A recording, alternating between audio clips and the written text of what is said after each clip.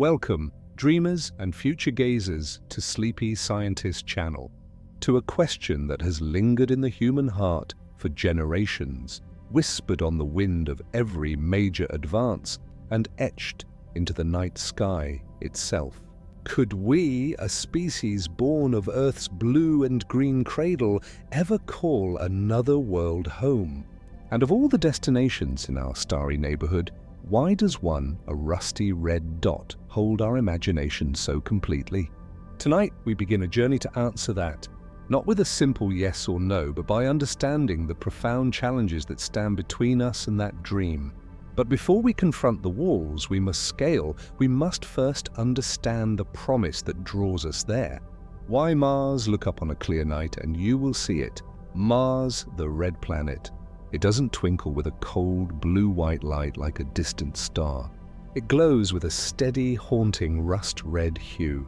For ancient civilizations, this color was synonymous with blood and conflict, and they named it after their god of war. It was a harbinger, an omen, a mysterious wanderer that moved against the fixed backdrop of stars in ways they couldn't quite predict. But our relationship with Mars has evolved from superstition to science, and from science to something that feels remarkably like a calling. The first true glimpse of its potential came not from a spacecraft, but from the eager eye of an astronomer. In the late 19th century, Giovanni Schiaparelli pointed his telescope towards Mars and saw what he called canali, channels. Lost in translation, this became canals, and a wildfire of imagination spread. The brilliant but misguided astronomer Percival Lowell dedicated his life to mapping these supposed artificial waterways, convincing much of the world that Mars was a dying planet, whose intelligent inhabitants were fighting a desperate, global battle to channel water from their polar ice caps to their parched cities. Though Lowell's canals were a trick of the eye and mind, they planted a seed. They gave us a narrative. They transformed Mars from a mere planet into a story of a world that might have once been like Earth, a story of intelligence, and a story of survival against all odds. That story took root in our culture. It flourished in the pulpy pages of science fiction, with H.G. Wells sending sinister tripods to invade Earth, and Edgar Rice Burroughs sending the dashing John Carter to adventure on its wild surface. Mars became a canvas for our hopes and our fears. When the space age finally dawned, and our robotic emissaries began to fly past, orbit and eventually land on this world of myth, they did not find dying civilizations or giant canals, but what they found was, in its own way, even more compelling. The myth gave way to a reality that was stark, beautiful, and filled with possibility. The Mariner and Viking missions of the 60s and 70s revealed a world of breathtaking grandeur. They showed us a canyon system that dwarfs our own Grand Canyon, Valles Marineris, a scar on the face of the planet so vast it could stretch across the entire United States. They showed us Olympus Mons, the largest volcano in the solar system, a mountain so tall it would pierce through Earth's atmosphere. This was a world of epic, silent geography, but more importantly, they showed us a world that was familiar. They sent back images of dried-up riverbeds, deltas, and lake beds. They showed evidence of ancient shorelines. The story changed. It was no longer about a dying civilization, but about a planet that itself had died. A world that once had a thicker atmosphere, flowing water on its surface, and all the ingredients that on Earth led to life. Mars became a ghost, a haunting, beautiful ghost of a world that could have been. This is the core of the Crimson Promise. Mars is the closest thing we have to a sibling planet. Its day is just over 24 hours long. It has seasons just like we do because its axis is tilted similarly to Earth's. It has polar ice caps. It has weather with clouds and wind and global dust storms. It is a world, not just a rock. And so the dream evolved from finding Martians to becoming Martians. It represents the ultimate backup plan for humanity, a safeguard against any single catastrophe on Earth. It represents the ultimate challenge for our science, our engineering, and our spirit. It is the next logical step in the great human journey of exploration, the next continent to cross, the next ocean to sail. Only this ocean is made of space. It promises to teach us not just about another world, but about our own. By understanding why Mars became the cold desert it is today, we learn more about the delicate balance that makes Earth a living world. It pushes our technology to new extremes, forcing innovations that will undoubtedly benefit life on our home planet. The Crimson Promise is a siren's call of adventure, of science, of survival, and of legacy. It is the dream of looking up at a pale blue dot in your sky and knowing that it is Earth, and knowing that you are part of something bigger. It is a powerful, beautiful, and intoxicating dream, but like all the greatest dreams, it is guarded by formidable realities. The journey from this promise to a sustainable reality is perhaps the hardest journey humanity has ever contemplated. In the chapters to come, we will gently explore the walls that stand in our way. The freezing cold, the thin air, the invisible radiation, the psychological toll. We will look these challenges in the eye, not to shatter the dream, but to understand its true price. For to dream responsibly is to dream with eyes wide open. So let us begin this quiet exploration, carrying with us the wonder of that red dot in the sky, as we ask ourselves not just if we can go, but what it will truly take to stay. Before we can even set foot on the rusty soil of Mars, we must first cross the single most hostile environment we have ever encountered. Not a desert, not a deep ocean trench, but a profound and endless nothing. The first and perhaps greatest wall we must scale is the void of space itself. Imagine for a moment that you are an astronaut on a spacewalk. You are floating in the sunlight with the breathtaking curve of Earth below you. It feels serene, almost spiritual. But this is an illusion of perspective. The truth is, you are hanging by a thread, suspended in a place that is actively and instantly trying to kill you. Every second outside your spacecraft is a testament to human engineering battling against the universe's most perfect indifference. The void presents not one, but a chorus of silent dangers. The first and most obvious is the vacuum itself. Space is not just empty. It is a near-perfect void. There is no air to breathe, obviously, but the danger goes far deeper than holding your breath. In the vacuum, the fluids on your tongue, in your nose, and in your eyes would begin to boil away at room temperature. Not from heat, but from the lack of pressure. Your body evolved over millions of years to exist within the gentle, life-giving pressure of Earth's atmosphere would swell. Within seconds, you would lose consciousness. It is a swift and brutal end, but the vacuum is perhaps the most immediate and solvable of the void's threats. We have developed sophisticated suits and hulls that can maintain a bubble of earthly pressure around us. The true, insidious wall is what that vacuum lets through. Without a thick atmosphere and a magnetic field to protect us, we are exposed to the full, unfiltered fury of the cosmos. We are bombarded by radiation. This comes in two primary forms. The first is from our own sun, solar radiation, in the form of protons and other particles ejected during solar flares and coronal mass ejections.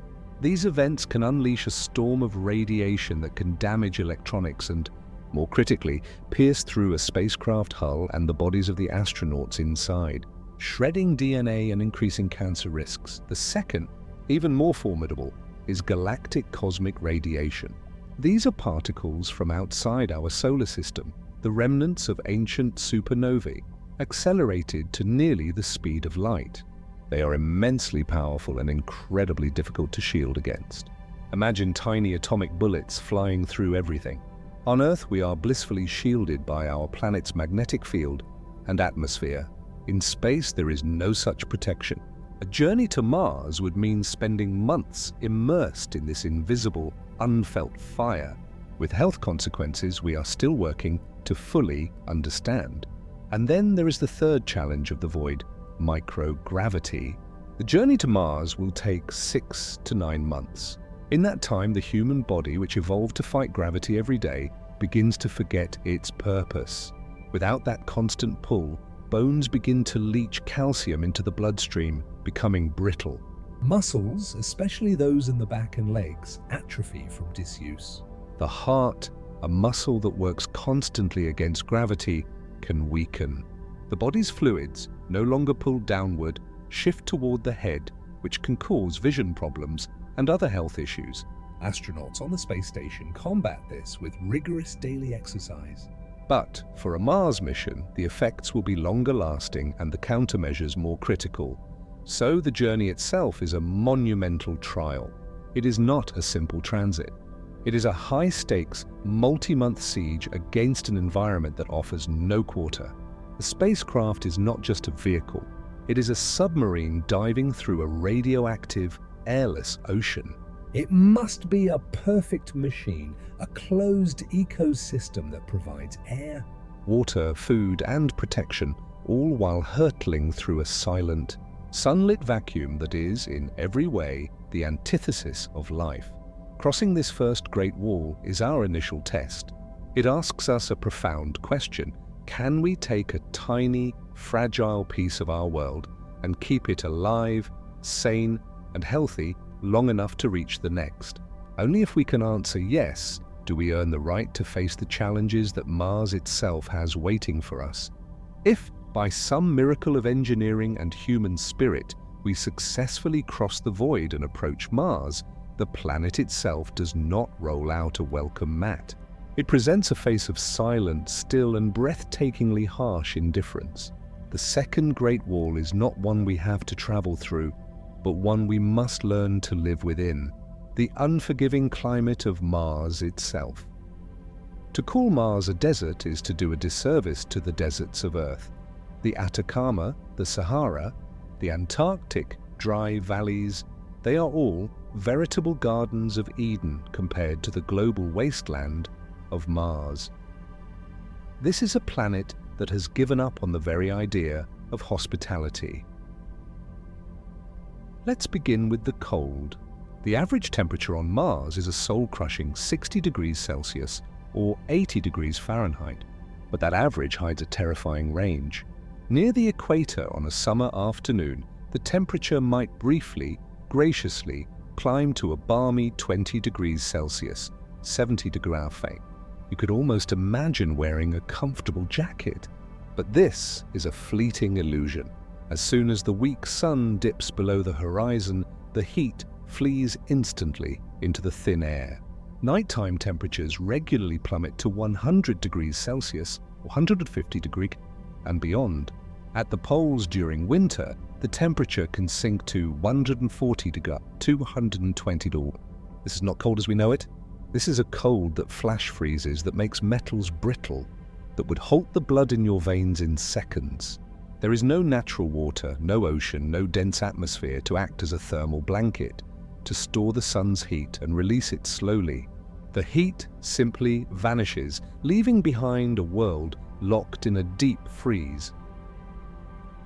This leads us to the second part of the problem, the atmosphere, or rather the haunting lack of it. The Martian atmosphere is tragically thin, possessing only about 1% of the pressure of Earth's atmosphere at sea level.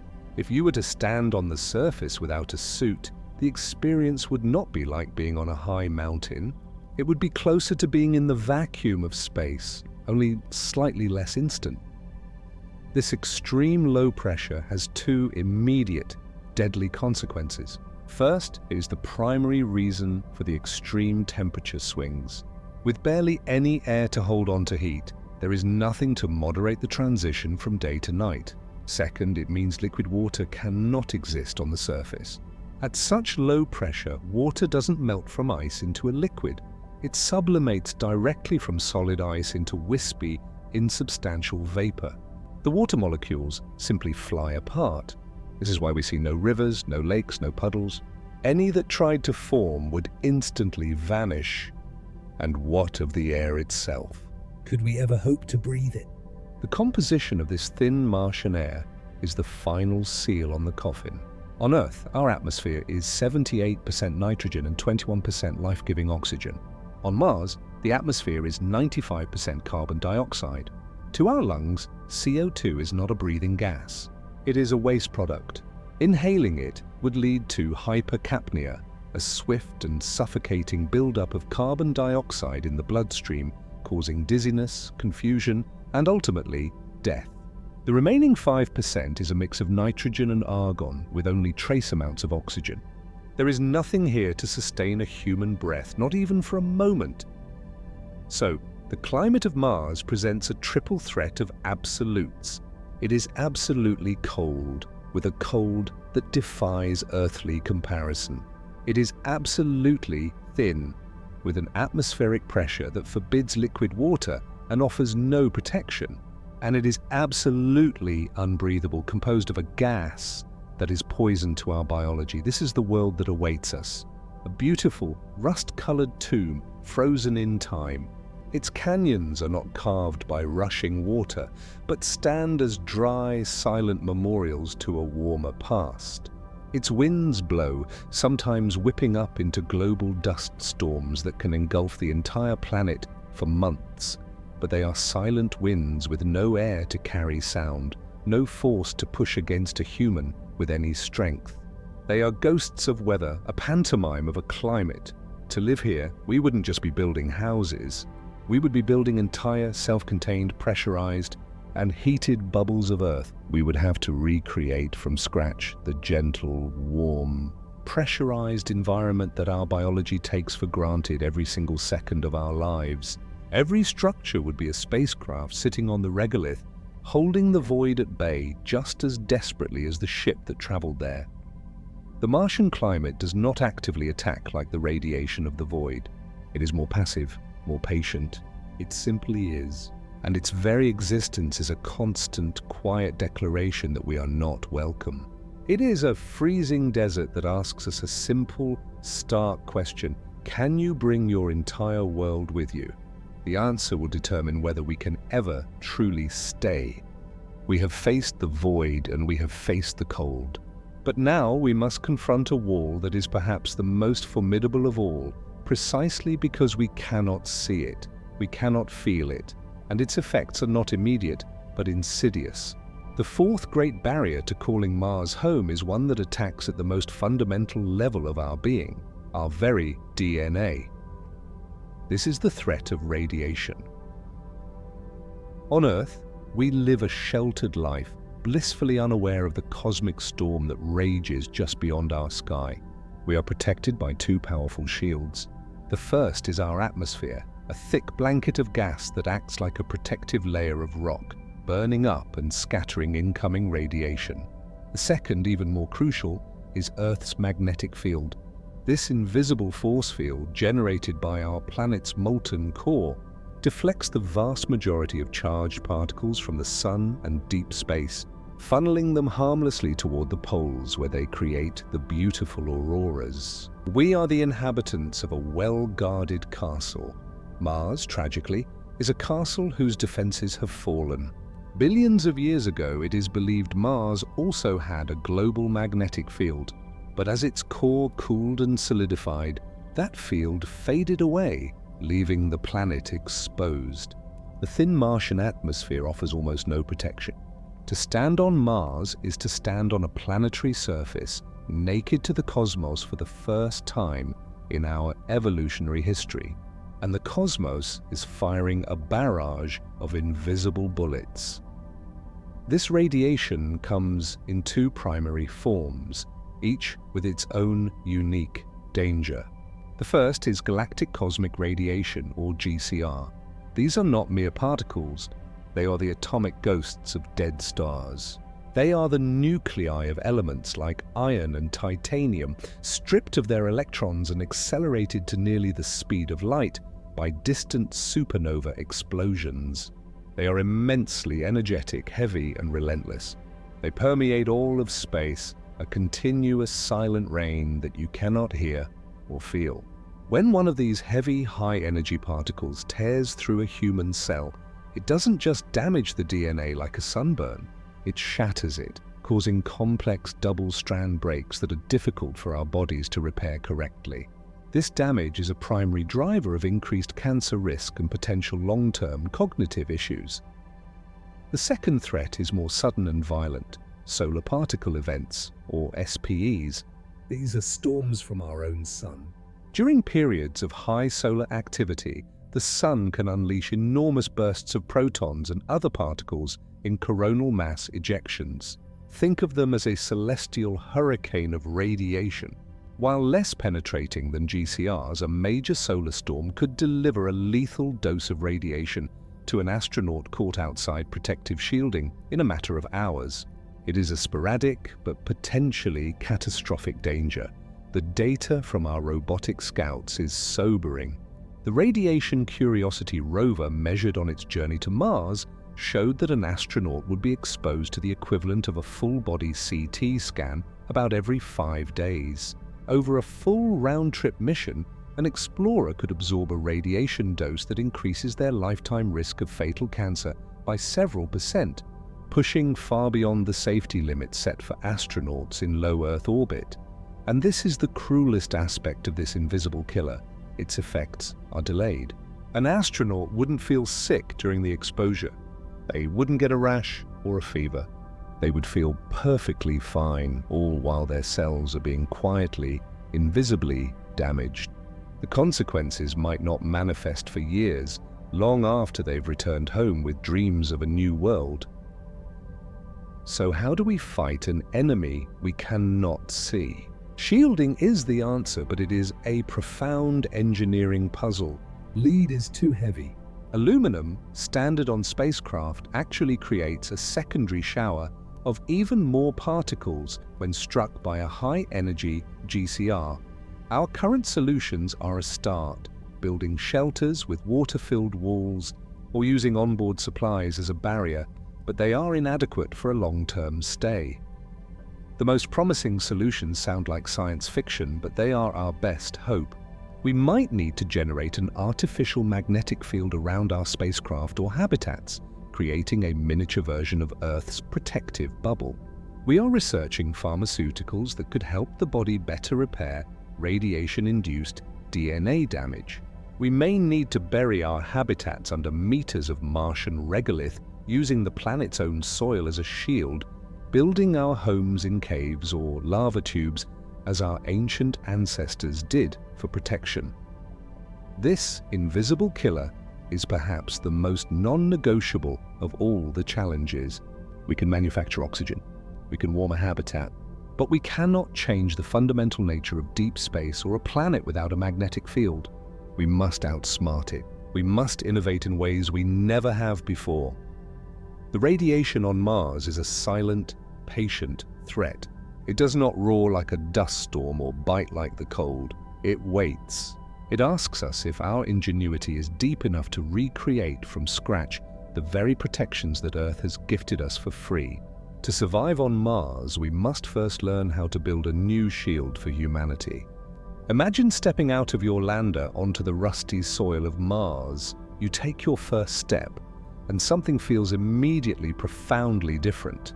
You push off, and your body soars higher and lands slower than it ever could on Earth. The pull of this new world is gentle, a mere whisper, compared to the firm, familiar anchor of home. This is the fifth wall we must face, and it is a deceptively simple one: the gravity of the situation. Mars is a smaller world than Earth, with only about half the diameter and a little over a tenth of the mass. This translates to a surface gravity that is just 38% of what we experience every day. For a moment, this sounds like an unqualified benefit. Lifting heavy equipment? Easier construction? Less strenuous? Everyday movement? It would feel like you have superhuman strength. The energy cost of moving around would be drastically reduced. It is the one environmental factor on Mars that seems, at first glance, to be working in our favor. But gravity is not just a force that holds us down. It is a fundamental signal, a constant, unwavering teacher that has shaped every single aspect of our biology over hundreds of millions of years. Our bodies are in a constant, silent conversation with Earth's gravity. And on Mars, that conversation would be conducted in a faint, almost inaudible murmur. The long-term consequences of living in a lighter world are a deep and troubling unknown. We have some clues from our experiences in microgravity aboard the International Space Station. In the near weightlessness of orbit, the human body begins to unravel. Without the constant pull of gravity, bones are no longer stressed. Our bodies, ever efficient, respond by reabsorbing calcium, leading to a loss of bone density of 1 to 2% per month. On a multi-year mission to Mars, an astronaut could return with the skeleton of an elderly person, brittle and prone to fractures. Muscles atrophy at an alarming rate. The anti-gravity muscles in our backs, calves and thighs, the ones that keep us standing and walking, waste away from disuse. The heart, a powerful muscle that pumps blood against gravity, weakens and becomes less efficient. Even the body's fluids no longer pull downward, shift toward the head. This can cause vision problems as pressure builds on the optic nerve, permanently affecting the eyesight of some astronauts. Now, Martian gravity is not microgravity. It is not zero-G. 38% is a significant force. It would be enough to keep you firmly on the ground, to let water flow downhill, and to give a sense of up and down. But is it enough?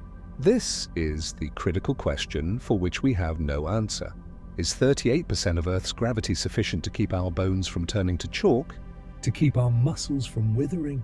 To keep our heart strong and our fluids in balance? We simply do not know. There is no laboratory on Earth or in space where we can study the effects of partial gravity over long periods.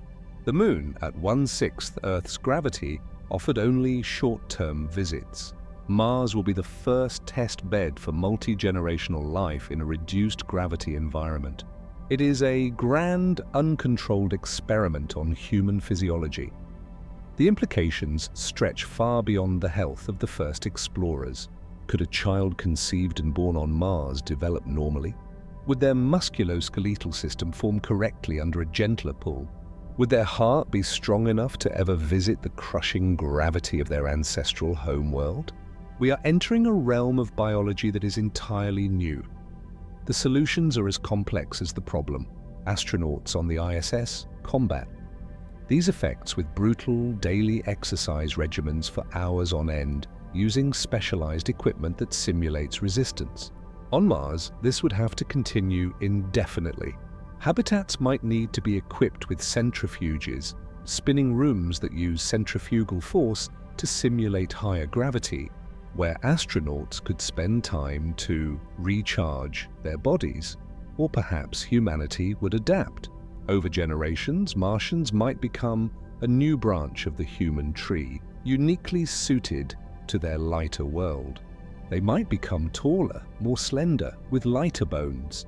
A visit to Earth might become a difficult, taxing journey, requiring them to wear exoskeletons to support their bodies under a gravity they were not built to endure. The gravity of Mars is a silent, patient challenge. It doesn't attack like radiation or suffocate like the thin atmosphere.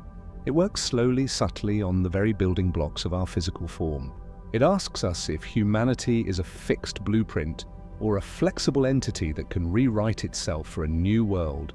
It is the one environmental factor we cannot change. We can warm the air, we can thicken it, we can shield against radiation. But we cannot will Mars to have a stronger gravitational pull. We must either find a way to cope within its gentle grasp, or accept that life on Mars will fundamentally change what it means to have a human body.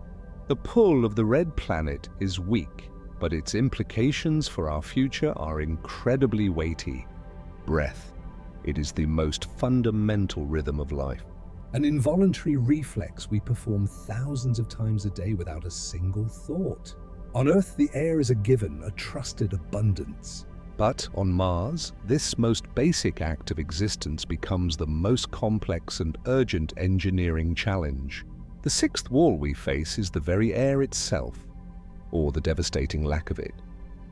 We call it an atmosphere, but that term feels too generous for the wispy. Ethereal envelope clinging to Mars. If you could stand on the surface and somehow take a breath. The experience would be nothing like the thin air of a high mountain peak. It would be a suffocating, lethal paradox. The pressure is so low, just 1% of Earth's sea level pressure, that the act of inhaling would be like trying to breathe in a near vacuum.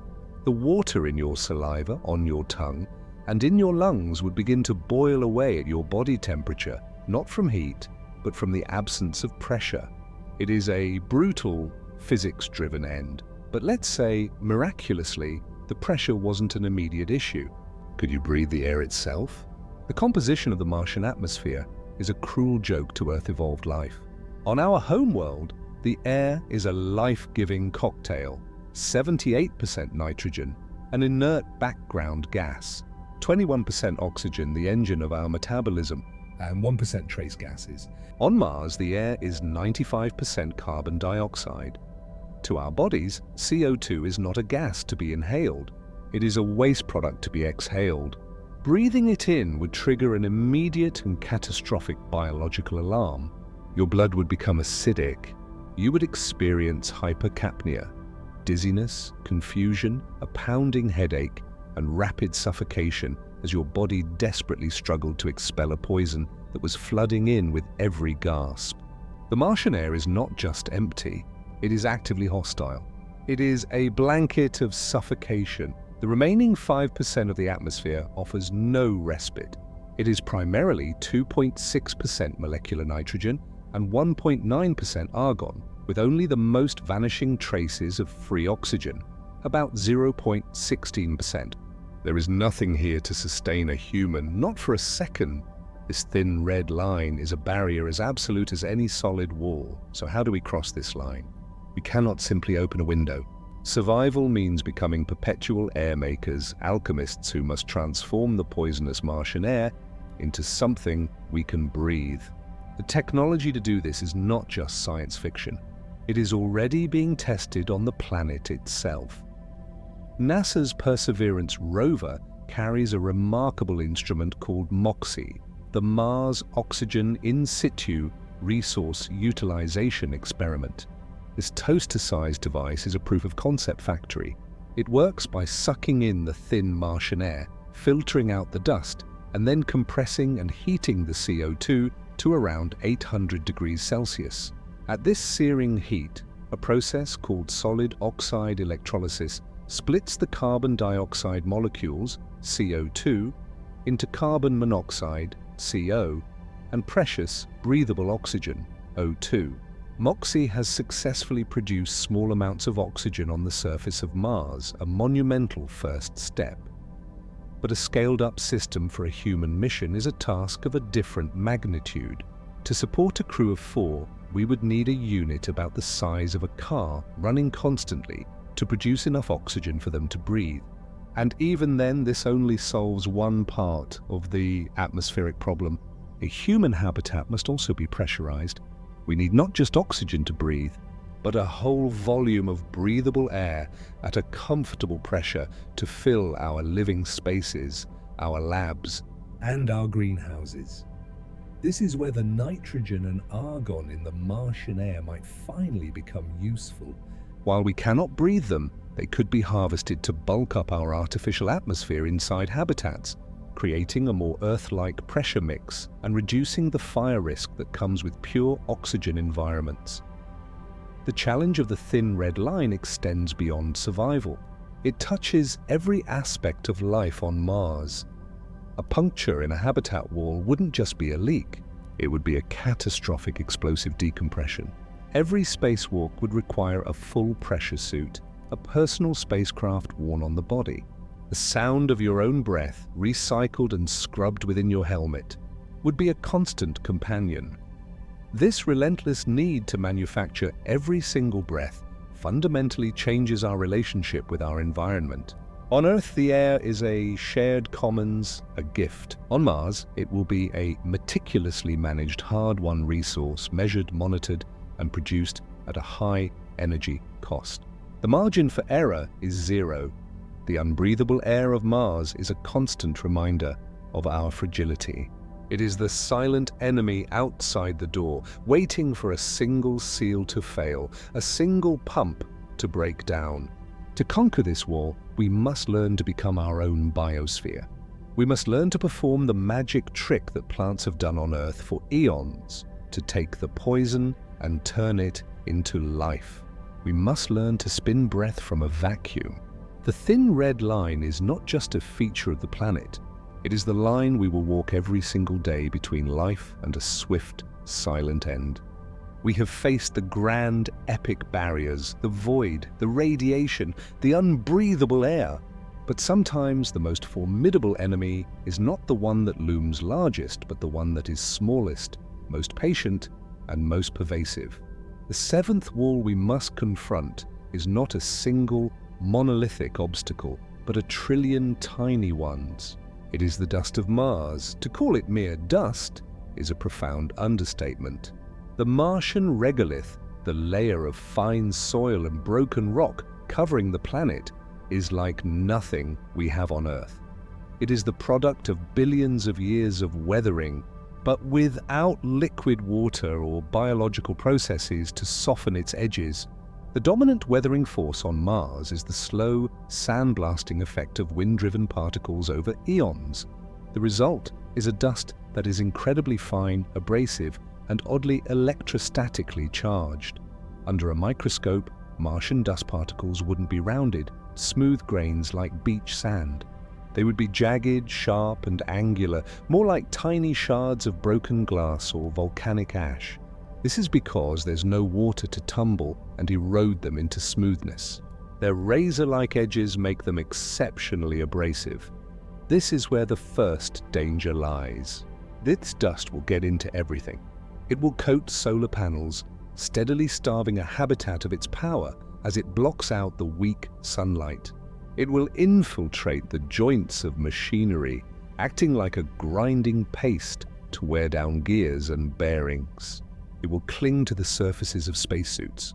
Every time an astronaut returns from an extravehicular activity and enters the airlock, they will be bringing a significant amount of this abrasive, alien powder into the pristine, controlled environment of the habitat. It will be on their boots, their tools, the very fabric of their suit. This leads to the second, more bizarre property of Martian dust, its electrostatic charge. Because the particles are so fine and the atmosphere is so dry, they easily become charged as they rub against each other in the wind. This is why the dust seems to stick to everything in images from the rovers. It doesn't just fall off. It clings like a stubborn, staticky film. This charge could cause the dust to interfere with sensitive electronic equipment, potentially causing short circuits or disrupting readings. It would create a constant, low-level contamination that would be a nightmare to manage. But the threat goes beyond machinery and electronics. The third and perhaps most sinister danger is chemical. The Martian regolith is now known to be rich in perchlorates, chemical compounds containing chlorine. On Earth, perchlorates are used in things like rocket fuel and fireworks because they are highly reactive and excellent at releasing oxygen. On Mars, they are a serious toxicological hazard. Perchlorates are toxic to the human thyroid gland, which regulates our metabolism. If this fine perchlorate-laden dust is inhaled, a near certainty if it's tracked inside, it could cause significant respiratory problems and disrupt critical hormonal functions. Ingesting even a small amount, perhaps from dust on unwashed hands, contaminating food, could lead to chronic health issues. Before humans can live on Mars, we must find a way to not just keep the dust out, but to actively decontaminate it or render the perchlorates inert. We have already had a terrifying preview of this dust's destructive potential. In 2007 and 2008, a series of global dust storms enveloped Mars. One of them was responsible for the end of NASA's Opportunity rover. The storm blotted out the sun for weeks. Opportunity's solar panels were covered in a layer of dust so thick that it could not generate enough power to keep its systems warm through the frigid Martian night. It fell silent forever, a victim of the planet's dusty embrace. It was a stark lesson. On Mars, the dust doesn't just irritate, it devours. So how do we fight a planet-sized enemy made of a trillion tiny parts? the solutions must be as meticulous as the problem. Spacesuit ports might need to be designed like submarine airlocks with multiple stages of vacuuming and brushing before an astronaut is even allowed to enter the main habitat. Air filtration systems will be among the most critical and heavily used pieces of equipment, running constantly to scrub the fine particles from the indoor air. Habitats might even employ magnetic cleaning systems to pull the charged dust from surfaces. Perhaps we will design all external machinery to be dust-tolerant, with hardened seals and pressurized components. Maybe we will learn to use the dust itself, baking it into bricks for construction, or somehow processing it to extract its trapped resources. But first, we must see it for what it is, not a minor nuisance, but a persistent, invasive, and potentially deadly adversary. The dust of Mars is a ghost. It is the ground-up remains of the planet's ancient past, a silent, ever-present powder that will seep into every crack, every seam, every breath. It will be the constant background chore of Martian life, the grit in the machine, the film on the viewport. It is a reminder that on Mars, even the very ground beneath your feet cannot be trusted. To survive, we must learn to live in a world where we are forever cleaning, forever sealing, forever fighting the tiny, trillion-part army of the dust that devours. Water is the currency of life. It flows in our veins, fills our oceans, and falls from our skies. It is the solvent in which the chemistry of biology unfolds. So, when we ask if we can live on Mars, the most fundamental question we must answer is not about oxygen or fuel, but about water. Is it there? Can we reach it? And can we coax it back into the liquid embrace that life requires? The story of water on Mars is a story of a world that was and a world that is. From orbit, the evidence for its watery past is written across the planet's face in indelible, heartbreaking script.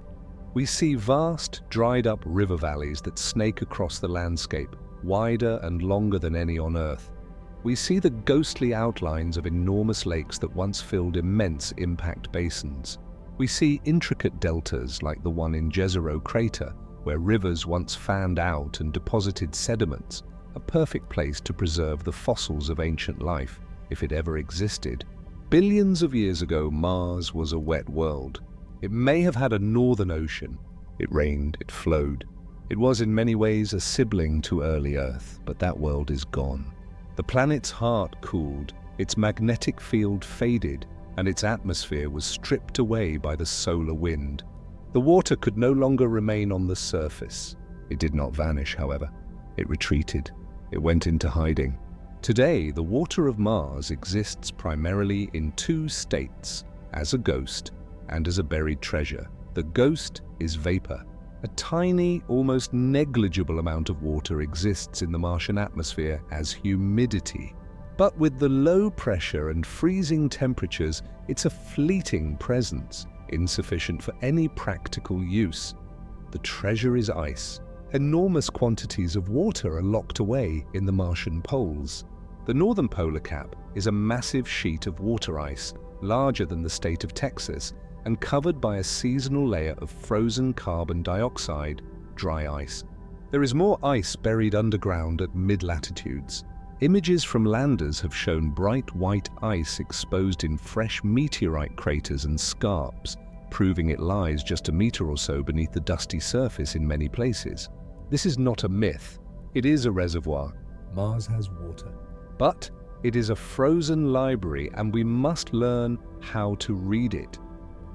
This leads to the great practical challenge, the hope for liquid. On the surface of present-day Mars, liquid water is impossible. The atmospheric pressure is so low that any liquid water would immediately boil, freeze, or sublimate directly into vapor all at once. It is a physics-defying paradox. So how do we use this frozen treasure? The answer is that we must become miners and alchemists. The first colonists will not be drilling wells. They will be mining ice. This could involve robotic excavators digging up ice-rich soil and feeding it into a processing facility.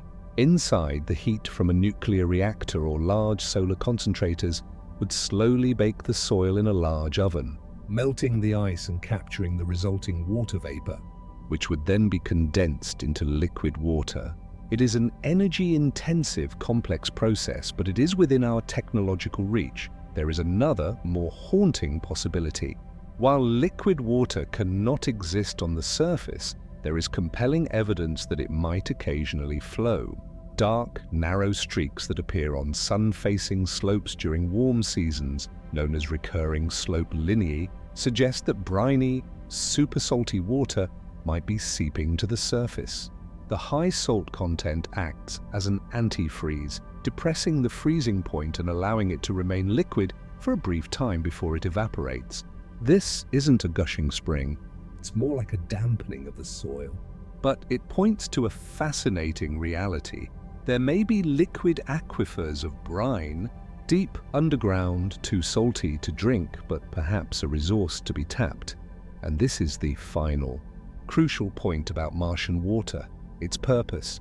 The first use will not be for drinking or bathing, though that will come. The primary use will be for survival of a different kind. Through a process called electrolysis, we can split water, H2O, into its constituent parts: breathable oxygen, O2, and hydrogen, H2. The oxygen is for life.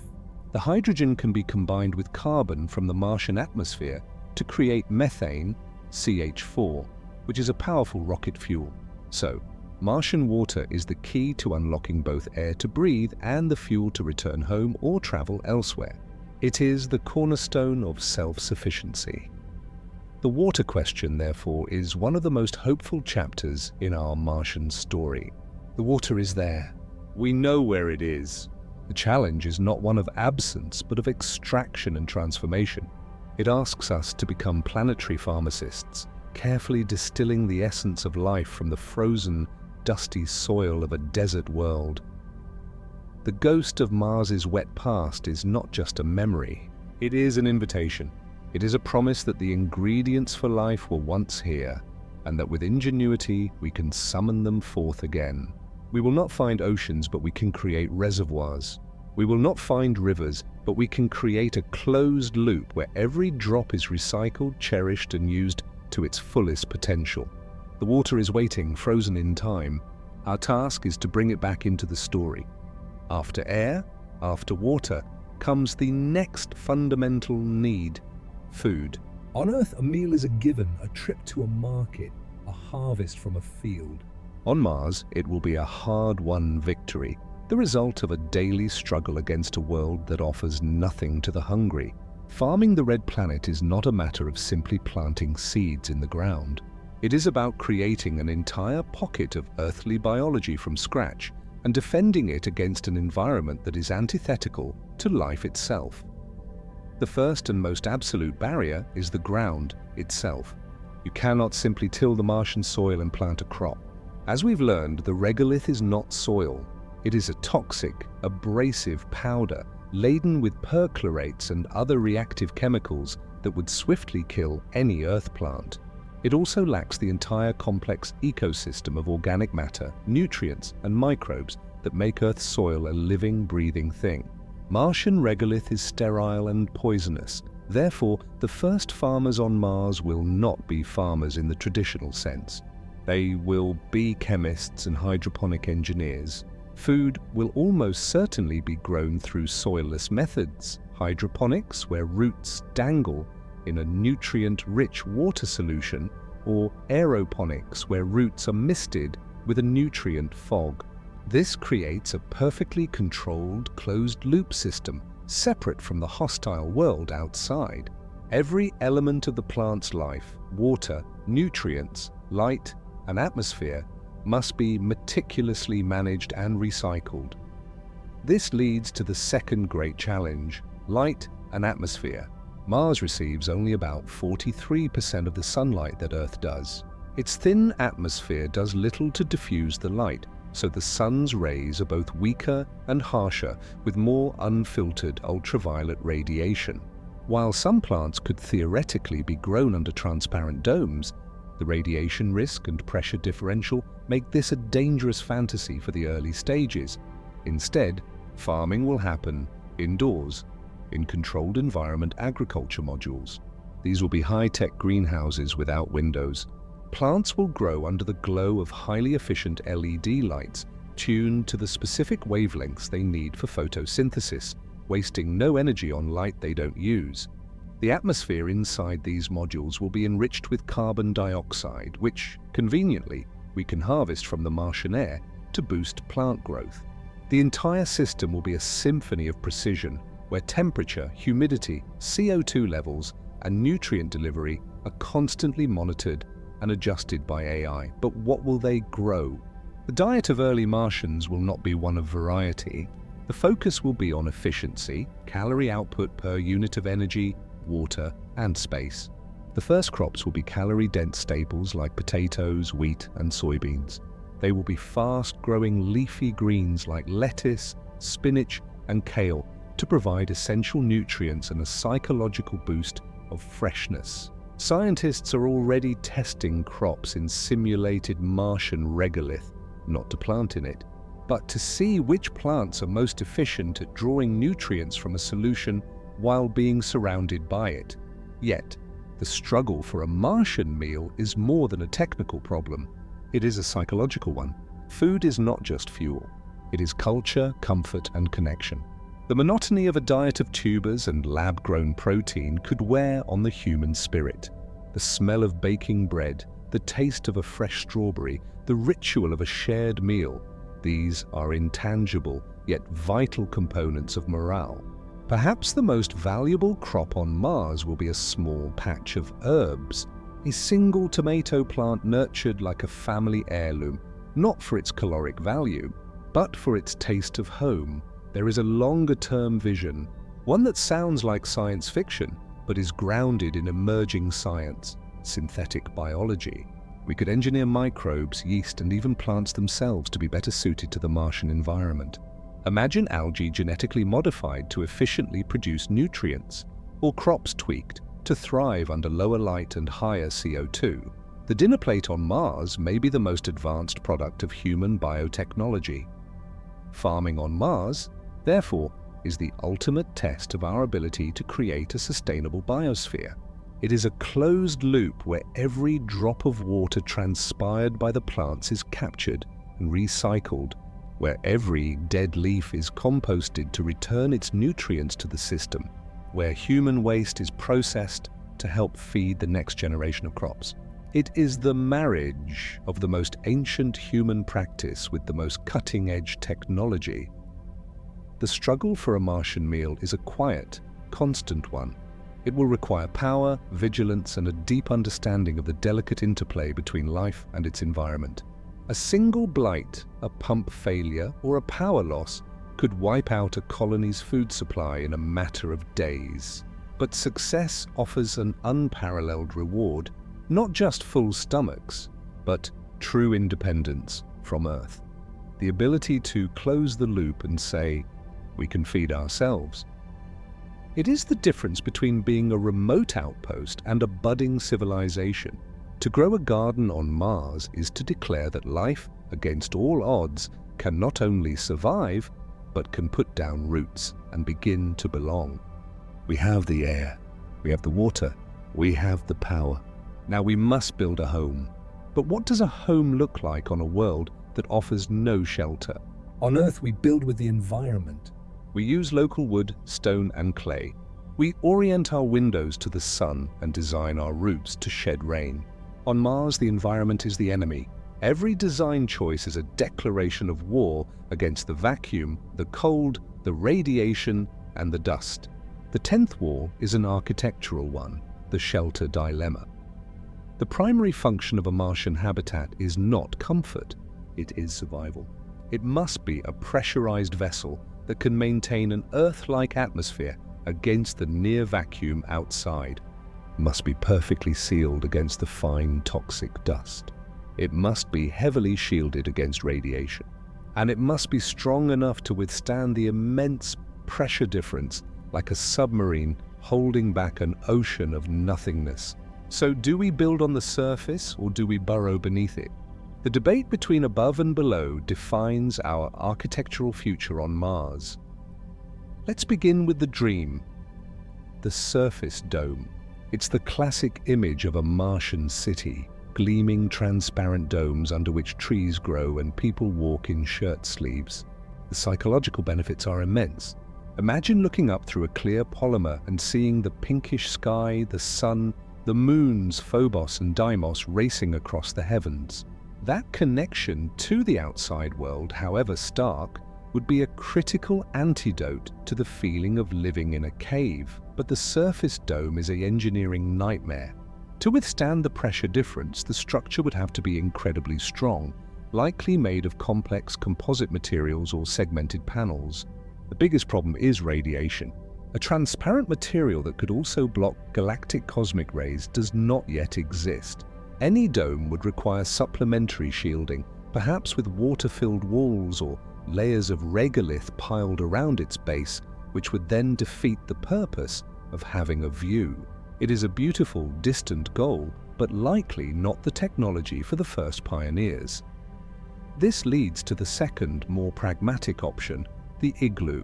Not made of ice, but of the most abundant local material there is, Martian dirt. The concept is known as sintered regolith construction.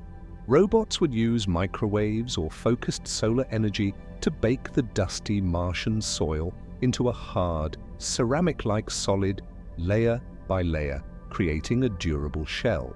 We could then bury these structures under several meters of regolith, using the planet's own soil as a perfect radiation shield.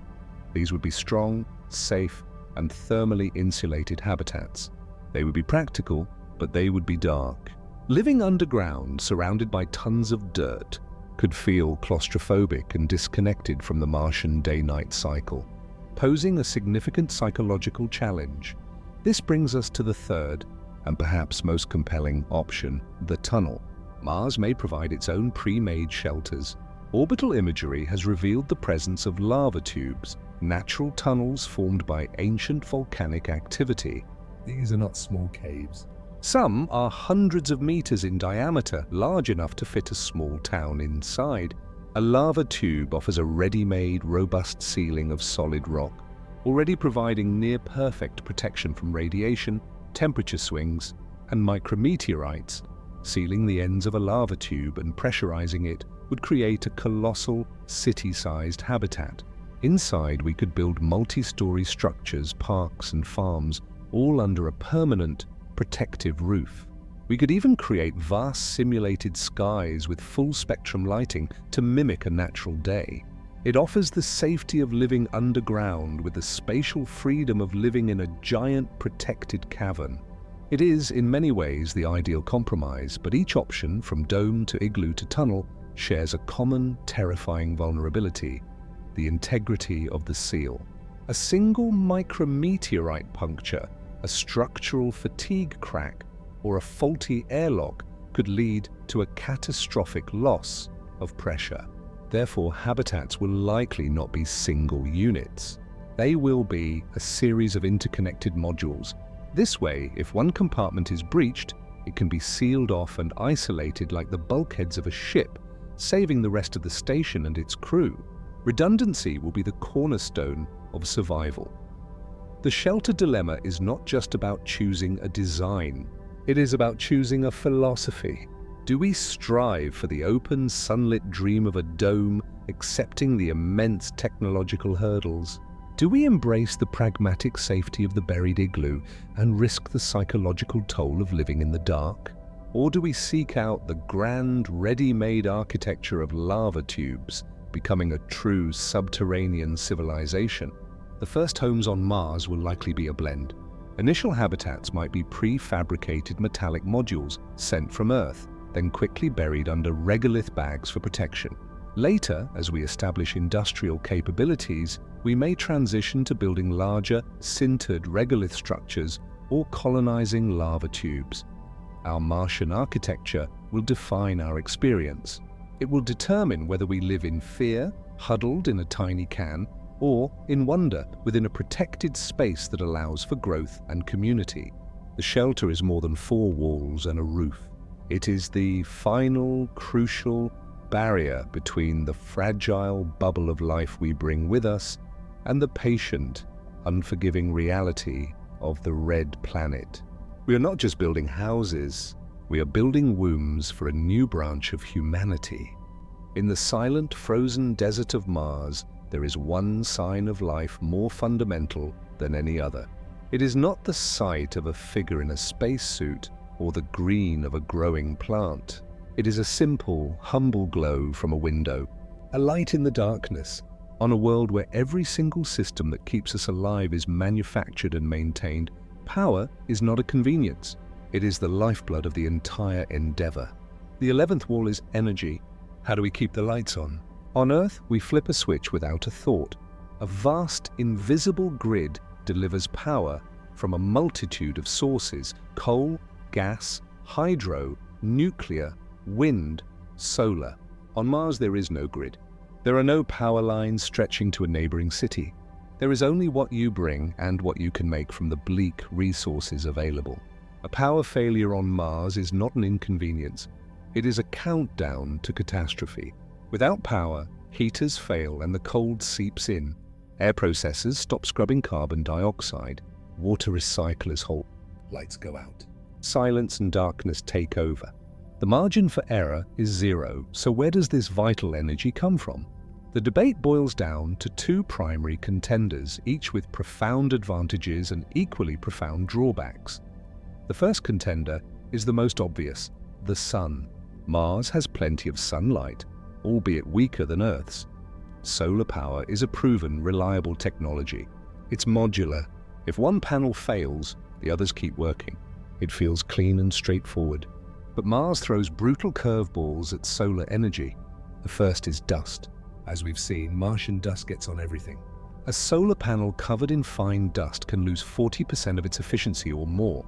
This means a critical, never-ending task for the colonists or their robots would be the meticulous cleaning of every single solar panel, almost daily.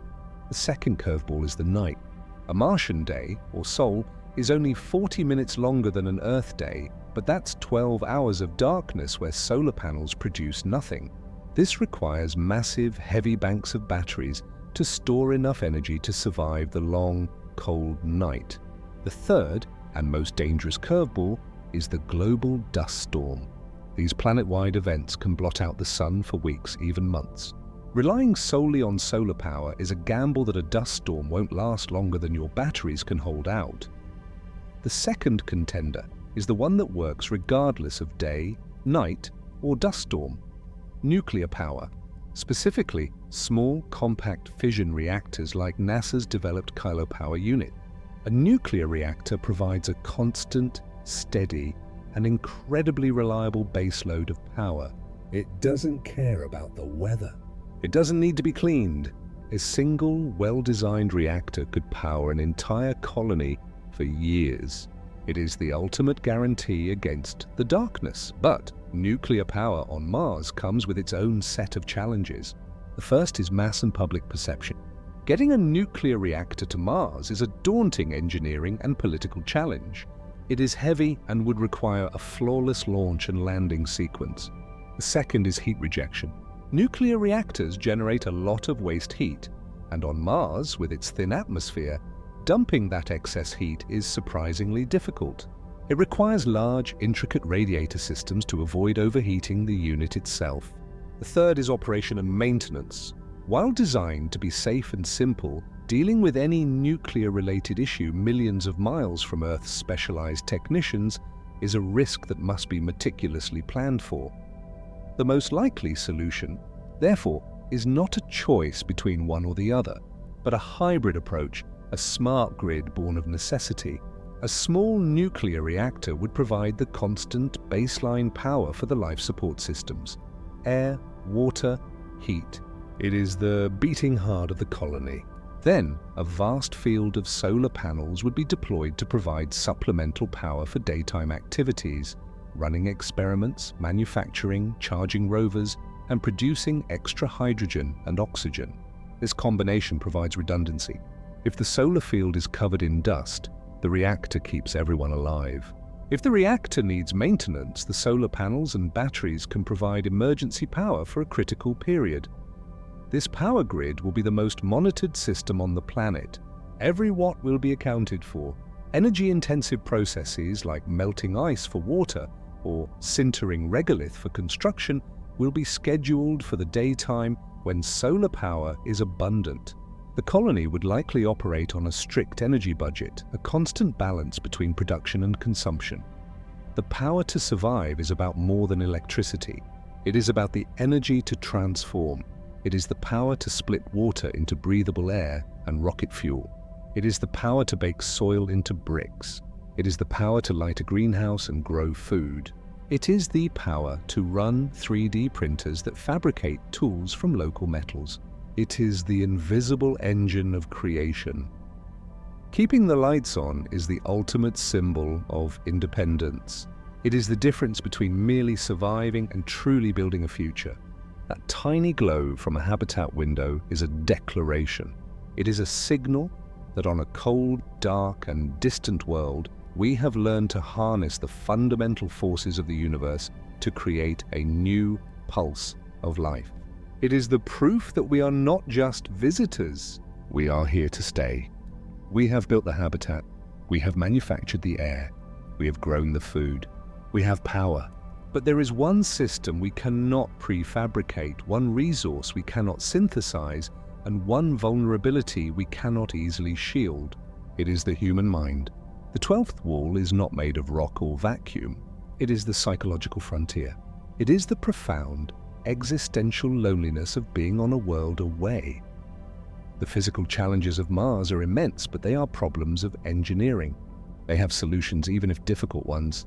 The psychological challenge is a problem of the human spirit, evolved over millennia for life on a vibrant, socially interconnected Earth. Mars will systematically strip away every familiar comfort of that world, and the toll will be relentless. The first weight is the distance itself. Mars is, on average, 225 million kilometers away.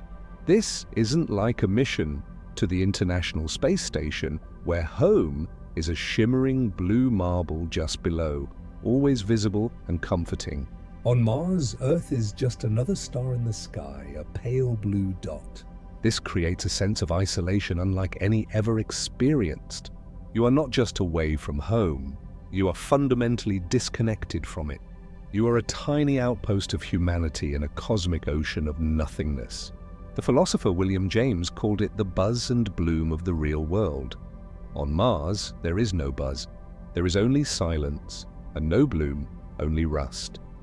This leads to the second crushing weight, the communication lag. Radio signals traveling at the speed of light take between 4 and 24 minutes to make a one-way trip between Earth and Mars, depending on the planet's positions in their orbits. This means a simple conversation is impossible. You ask a question, and you wait at least 40 minutes for a reply. You cannot call home for comfort. You cannot receive real-time advice in an emergency. You cannot share a spontaneous joke. Every interaction becomes a formal, delayed exchange, like sending letters across an ocean. This lag will force a painful autonomy. The crew will know that in a true crisis, by the time Mission Control even knows about it, it will likely already be over. They are truly on their own. The third assault is on the senses. Imagine a world painted entirely in shades of rust, ochre, and brown. A world with no smell of rain, no sound of birds, no wind rustling through trees. The only scents will be recycled air, antiseptic, and the faint, metallic tang of the habitat. The only sounds will be the constant low hum of machines, the very sound of your own survival, and the voices of your few crewmates. This sensory deprivation is a form of starvation for a brain that craves novelty and stimulation. The monotony will be mind-numbing. The crew itself, your only social contact, will be both your salvation and your cage. A small group of highly trained individuals sealed together for years. There will be no escape from minor irritations, no new faces, no privacy. The pressure to maintain harmony will be immense. Conflicts that on Earth would be solved by taking a walk or talking to someone else must be resolved within the group forever. The social dynamic becomes a critical life support system. If it fails, the mission fails. We have glimpses of this from analogues on Earth, scientists wintering over in Antarctica, crews in simulated Mars habitats. They report episodes of depression, anxiety, insomnia, and interpersonal friction, even in knowing that Earth is just outside. On Mars, that safety net is gone. So how do we fortify the human spirit against this? The solutions are as nuanced as the problem itself. Habitats will need private quarters where an individual can retreat and be truly alone. Virtual reality will be not a luxury, but a vital tool for mental health, allowing colonists to immerse themselves in a forest, walk on a beach, or visit a familiar street from home. Maintaining a connection to Earth, despite the lag, will be crucial. They will need a constant stream of news, sports, music, and films, a digital tether to the culture they left behind. They will need structured routines and meaningful work to provide a sense of purpose. Perhaps most importantly, they will need a trained psychologist on the crew and a culture that prioritizes mental health as rigorously as physical health. The psychological frontier is the final and perhaps most personal Great Wall.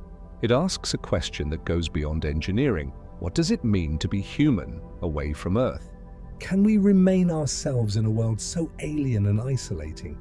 The first Martians will not just be engineers and scientists. They will be pioneers in the deepest sense, navigating an inner landscape as barren and uncharted as the world outside their door.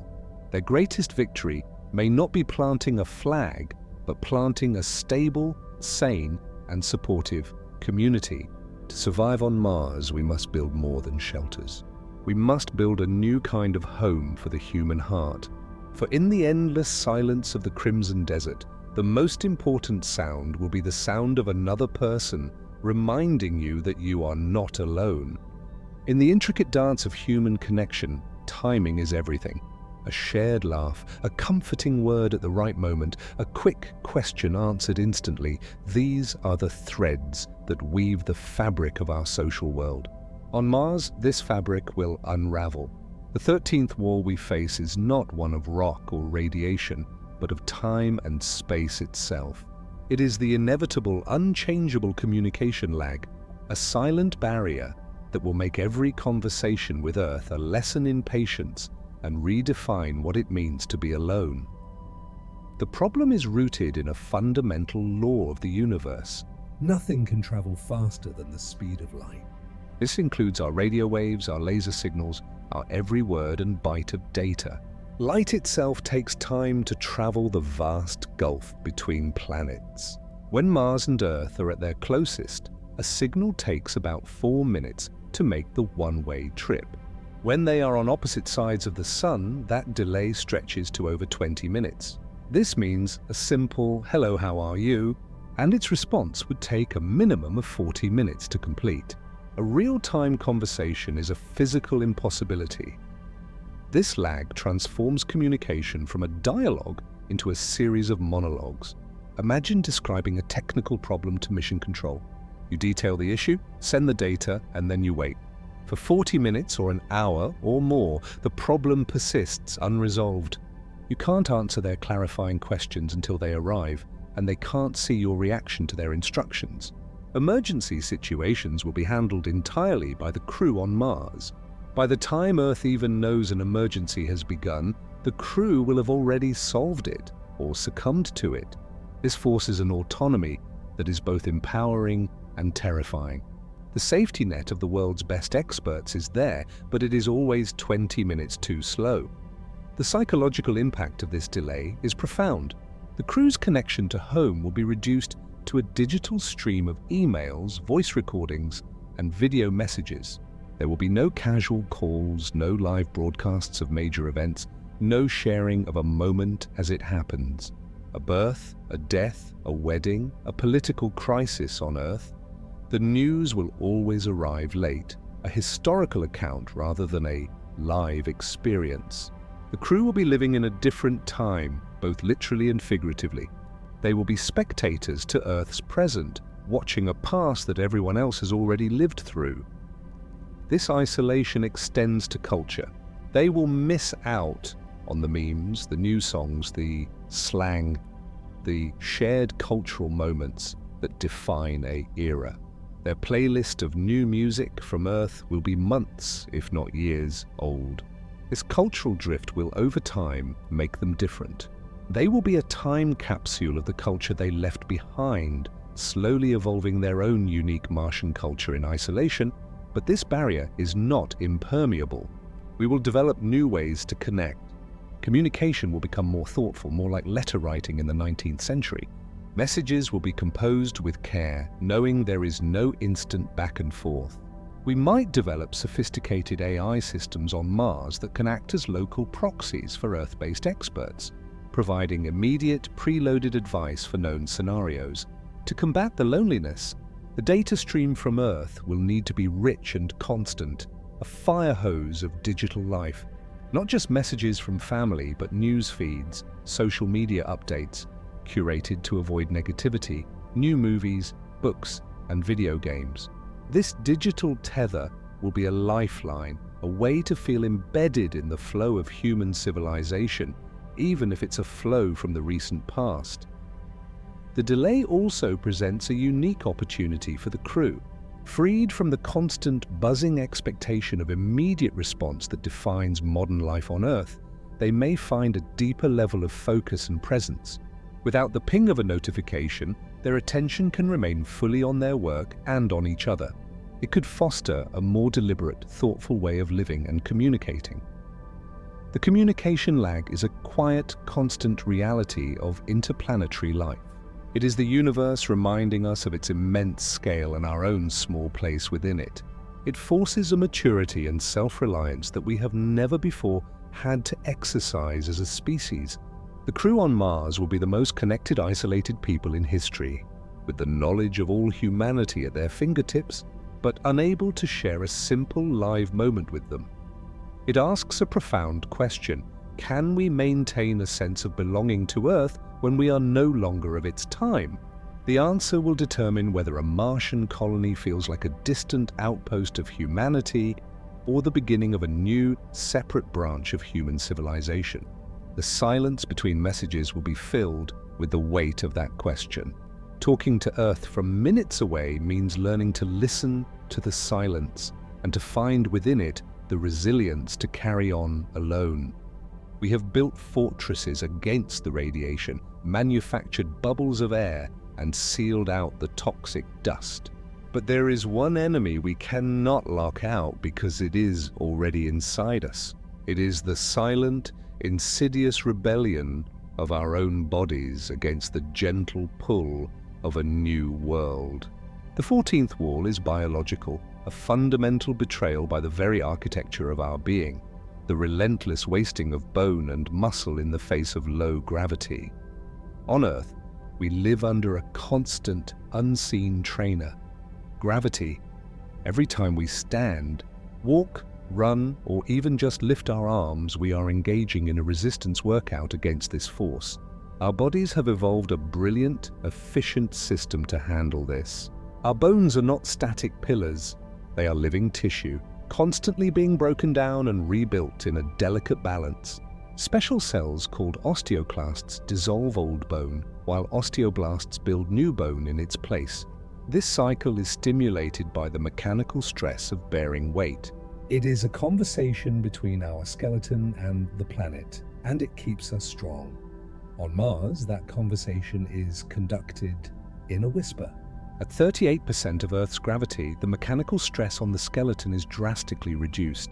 The body, in its ruthless efficiency, receives a clear signal. We do not need this much bone anymore. The osteoclasts continue their work of dissolution, but the osteoblasts slow their construction. The balance is broken. The result is a steady, irreversible loss of bone density. It's not like osteoporosis. It's like the body is actively dismantling its own support structure from the inside out. The numbers from the International Space Station are terrifying. Astronauts can lose 1 to 2% of their bone mass per month, particularly in the weight-bearing bones of the hips, legs, and spine. A mission to Mars with a 6 to 9 month journey each way and a surface stay of potentially over a year could see an astronaut lose over 25% of their bone density. They would return to Earth with the skeleton of an elderly person, brittle and terrifyingly prone to fractures from a simple misstep. A sneeze could crack a rib. But the danger isn't just for their return. On Mars itself, a fall that would be minor on Earth could result in a catastrophic broken hip, a life-threatening emergency millions of miles from a proper trauma surgeon. Muscle shares the same grim fate. Our anti-gravity muscles, the calves, quadriceps, back, and neck, are the first to wither.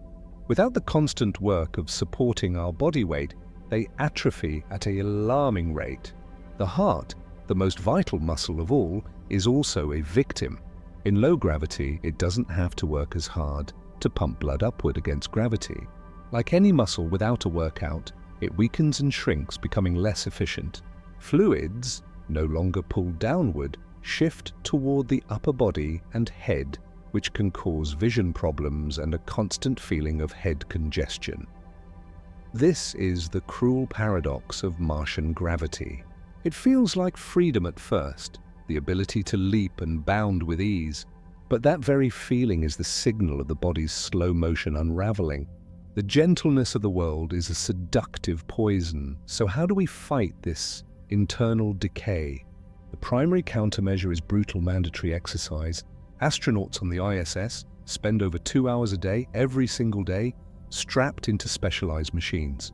They run on a treadmill against the resistance of bungee cords.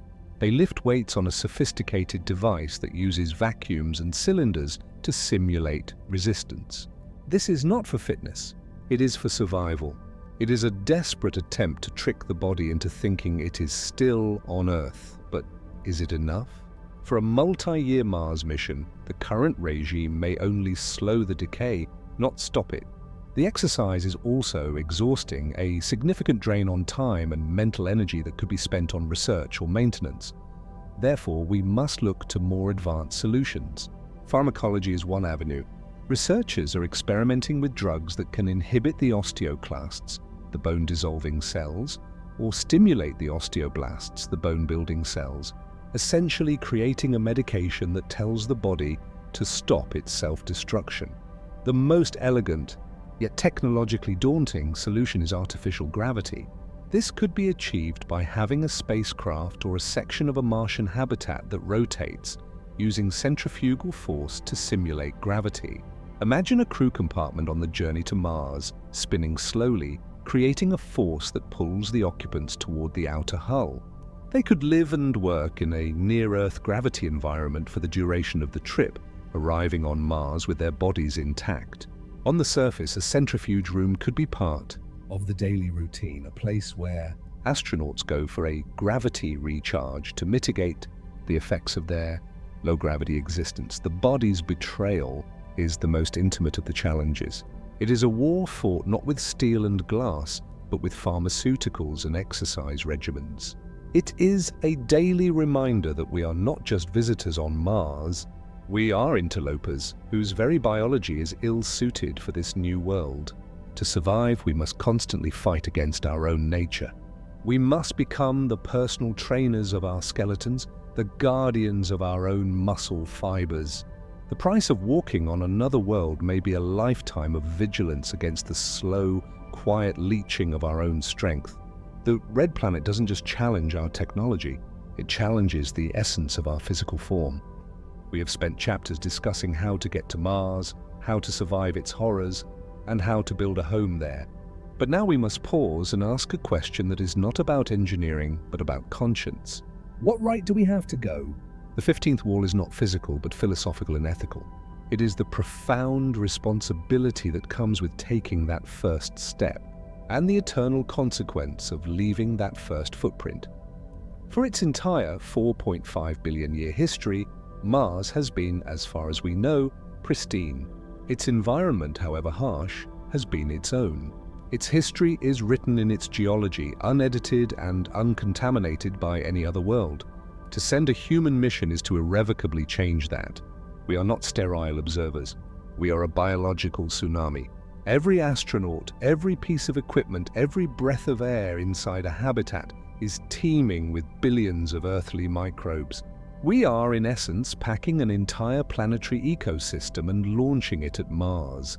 The moment a lander touches down, the moment a boot presses into the rust-colored soil, we will have committed an act of planetary contamination. This raises two profound ethical dilemmas, often called forward contamination and backward contamination. Forward contamination is the fear that we will accidentally wipe out the very thing we are looking for.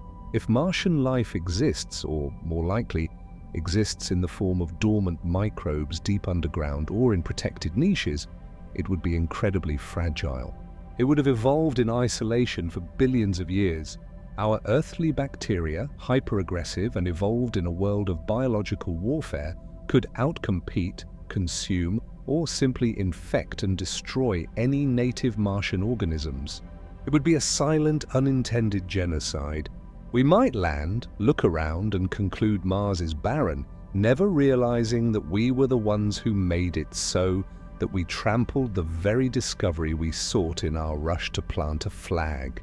Mars is not just a new world. It is the single greatest natural history museum in the solar system, preserving a record of its own story. We must ask if we have the right to scribble in the margins of that book before we have even learned to read it. This is why our current robotic explorers, like the Perseverance rover, are assembled in the cleanest rooms on Earth. With parts meticulously sterilized, they are designed to a planetary protection standard meant to preserve the possibility of finding pristine life. But humans are the dirtiest machines we could possibly send. We sweat, we shed skin cells, we exhale microbes. Creating a truly sterile human presence is impossible. The second fear is backward contamination. This is the science fiction scenario, but one that scientists take seriously. What if a Martian microbe to which earthly life has no immunity is brought back to Earth? It is likely that any native Martian life would be so alien that it wouldn't know how to interact with our biology, and vice versa.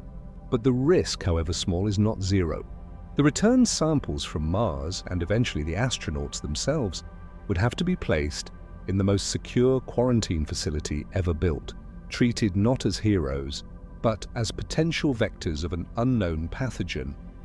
Beyond the biological, there is a deeper, more philosophical question. Do we have the right to change Mars? This is the principle of planetary preservation.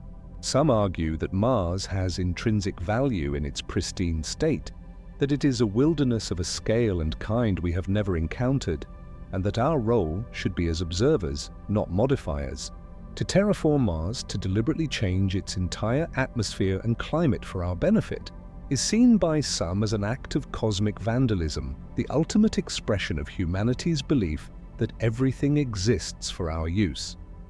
The counter-argument is that life, by its very nature, changes its environment. Cyanobacteria on Earth terraformed the planet, pumping oxygen into a toxic atmosphere and making complex life possible. Exploration and expansion are fundamental human drives. To forever remain confined to our cradle of Earth out of a fear of making a mistake is, to some, a betrayal of our nature and a greater risk to the long-term survival of our species. There is no easy answer. The first footprint on Mars will be a permanent stain. It will mark the end of an era of Martian natural history and the beginning of its Anthropocene, its human-influenced age. This ethical wall forces us to define what Mars is. Is it a laboratory, a sanctuary to be protected with the utmost caution? Or is it a new frontier, a home to be tamed and shaped for human habitation? Perhaps it is both. The act of going to Mars, therefore, must be undertaken with a humility we have rarely shown on Earth. It requires a covenant, a promise to tread as lightly as possible, to designate vast tracts of the planet as wilderness preserves off limits to development, and to commit to a mission of understanding before one of conquest. The first footprint will be more than a historical moment. It will be a moral declaration. It will answer the question of what kind of interplanetary species we wish to become. Will we be careful stewards, or will we be conquerors?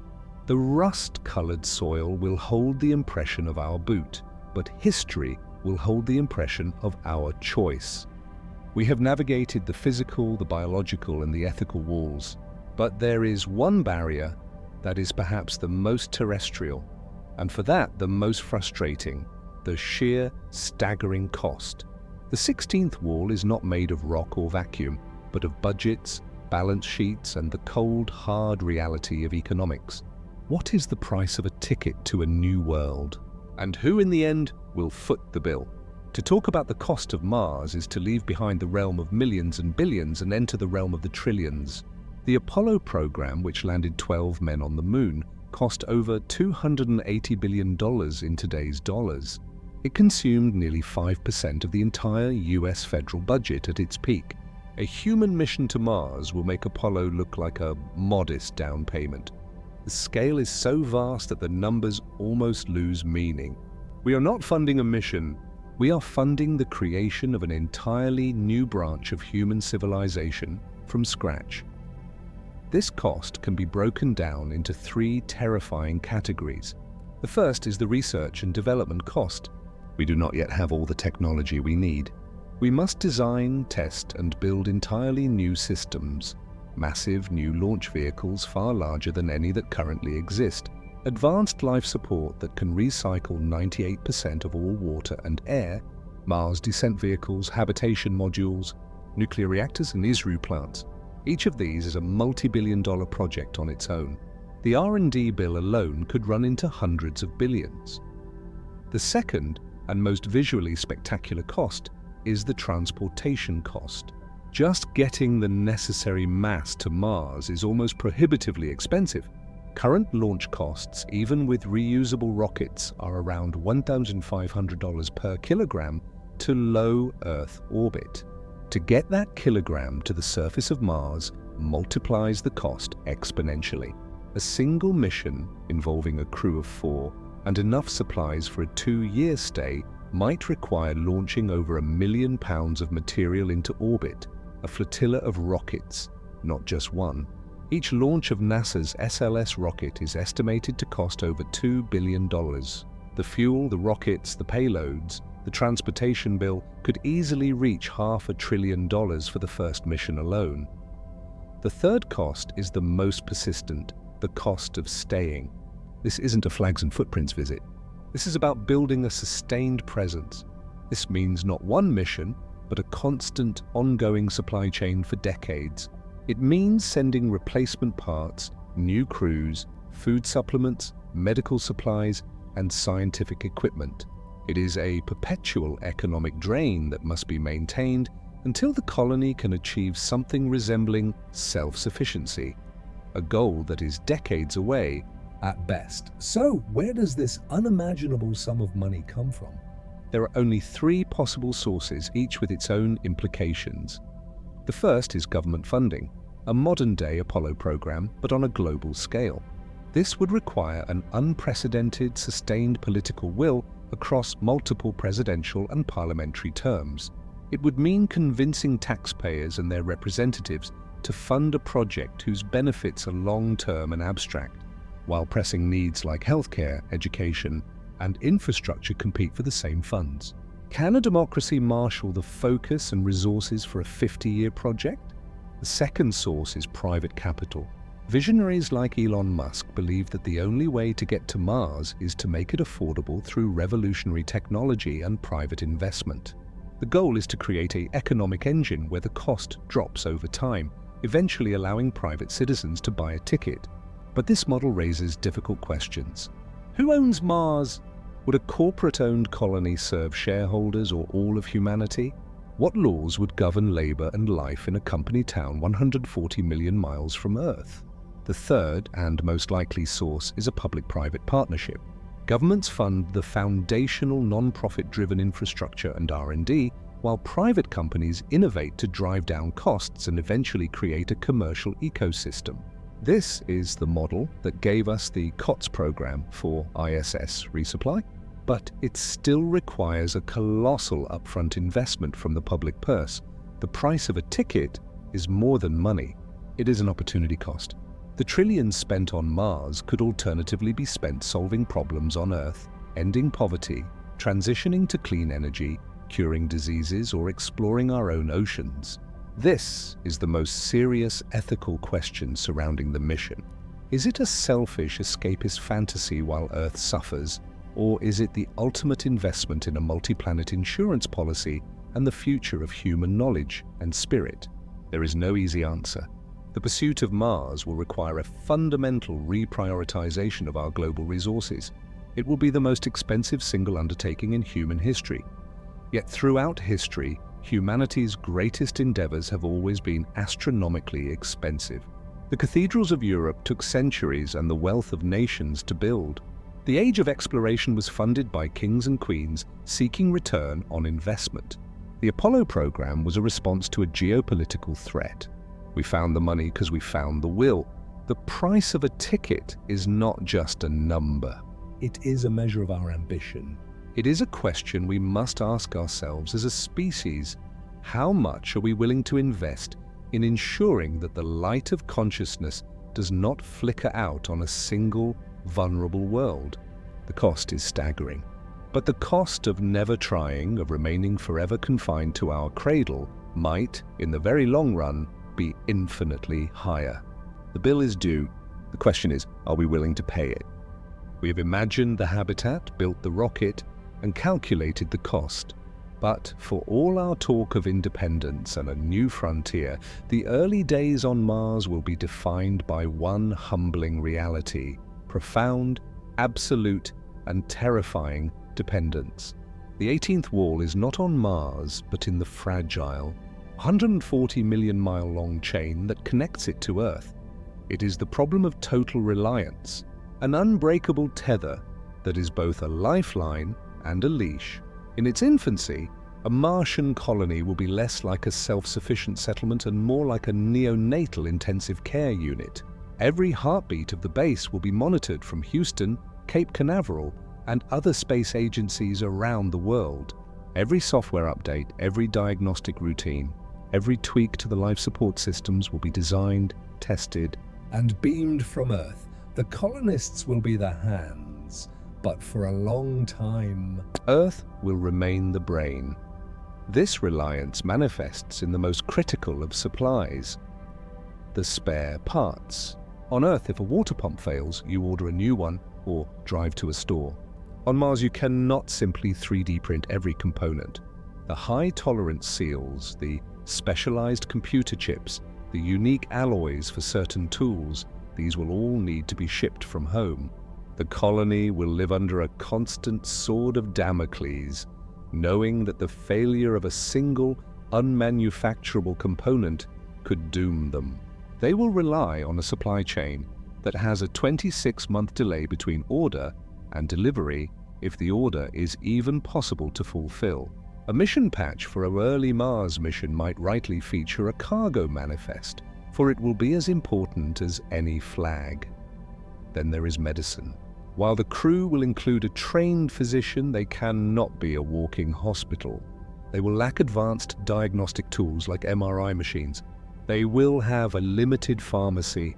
A medical emergency requiring a specific drug or a complex surgical procedure would place the crew in an impossible situation, forced to perform heroically with limited resources, guided by delayed instructions from Earth-based experts. The tether provides knowledge, but it cannot provide a skilled surgeon's hands in real time. Perhaps the most subtle form of reliance is intellectual. The colony's research will be sent back to Earth for analysis by thousands of scientists with powerful labs and supercomputers. The direction of their scientific mission, the priorities for exploration, will be heavily influenced by committees and funding agencies back on the home world. The colonists will be the eyes and ears of humanity, but for a time, Earth will remain the central nervous system. This tether is also cultural. The music, the news, the entertainment, the ideas that shape the social fabric of the colony will all be imports from Earth. Their culture will be a reflection, a derivative, a time-delayed echo. True cultural independence, the development of a unique Martian art, philosophy, and identity will be slow to emerge as long as the digital lifeline pumps a constant stream of Earth's now into Mars's present. This creates a dangerous paradox. The colony must be the most self-reliant human society ever created to survive, yet it will be, initially, the most dependent. This tether is also its greatest vulnerability. A political shift on Earth, an economic downturn, or a global conflict could sever the lifeline. The funding could dry up. The launches could stop. The colonists would be left truly alone, with only the supplies they have, watching their machines slowly fail and their resources dwindle, becoming the architects of their own rescue or their own end. Therefore, the entire arc of a Martian colony's existence will be the story of chewing through this tether. The goal is not just to survive, but to graduate from reliance to resilience, and finally, to true independence. This is known as closing the loop. Every kilogram of food grown in the hydroponic farms is a kilogram not shipped from Earth. Every ton of water extracted from the Martian regolith is a ton that didn't arrive on a freighter. Every brick sintered from local soil is a brick that didn't cost a fortune to launch. And every gram of methane and oxygen produced for return fuel is a gram that breaks the most expensive link in the chain. The unbreakable tether must eventually be broken, not out of ingratitude, but out of necessity. For a colony to be viable, it must reach a point where it can handle its own emergencies, manufacture its own critical parts, grow its own food, and expand using local materials. It must become a peer to Earth, not a patient. Earth's tether is a gift and a burden.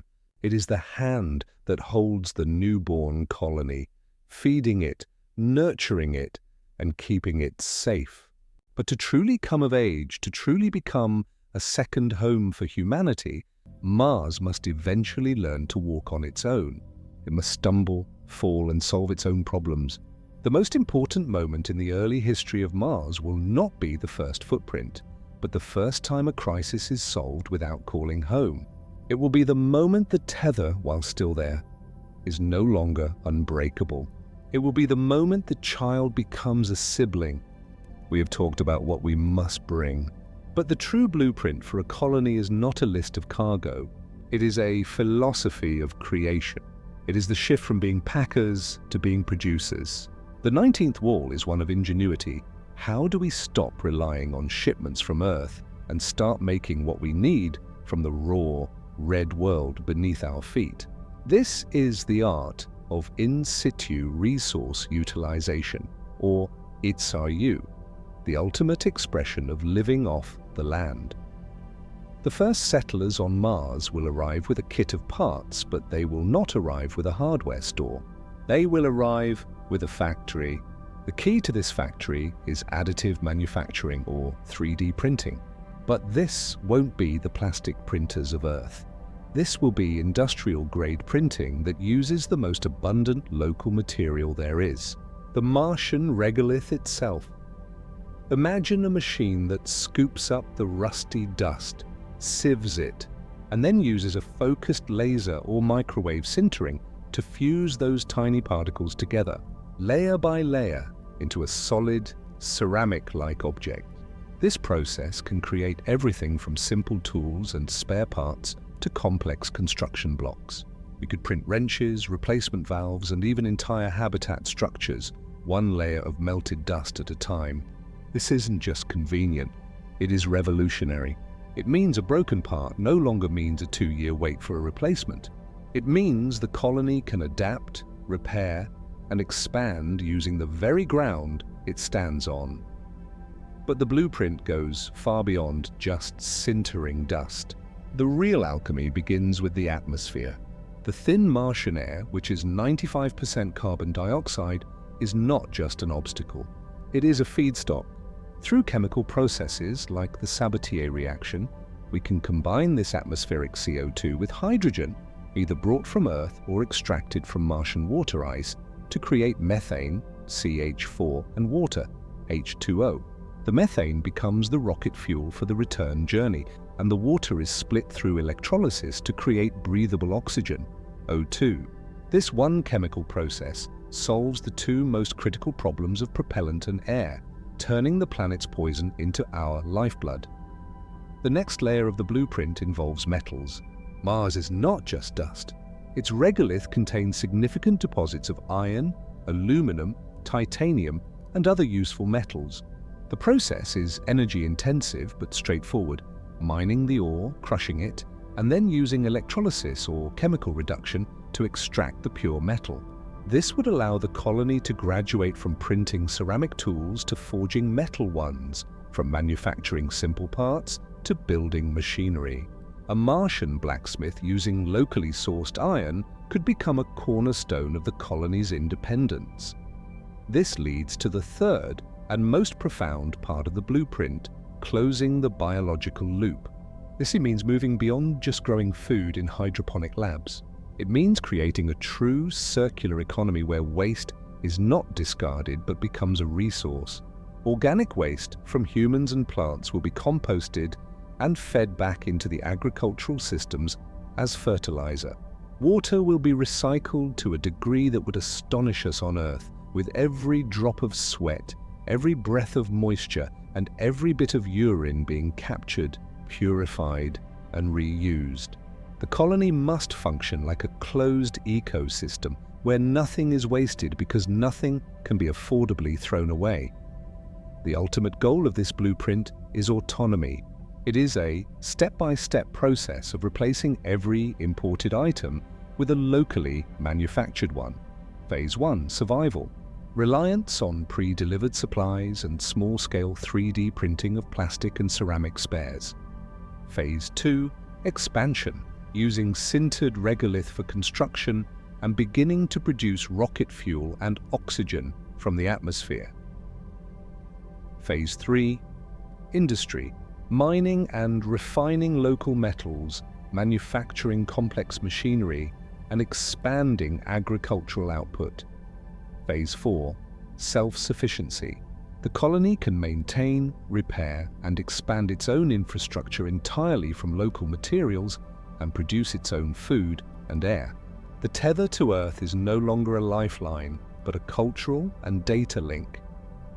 This blueprint is not just a technical manual, it is a new way of thinking.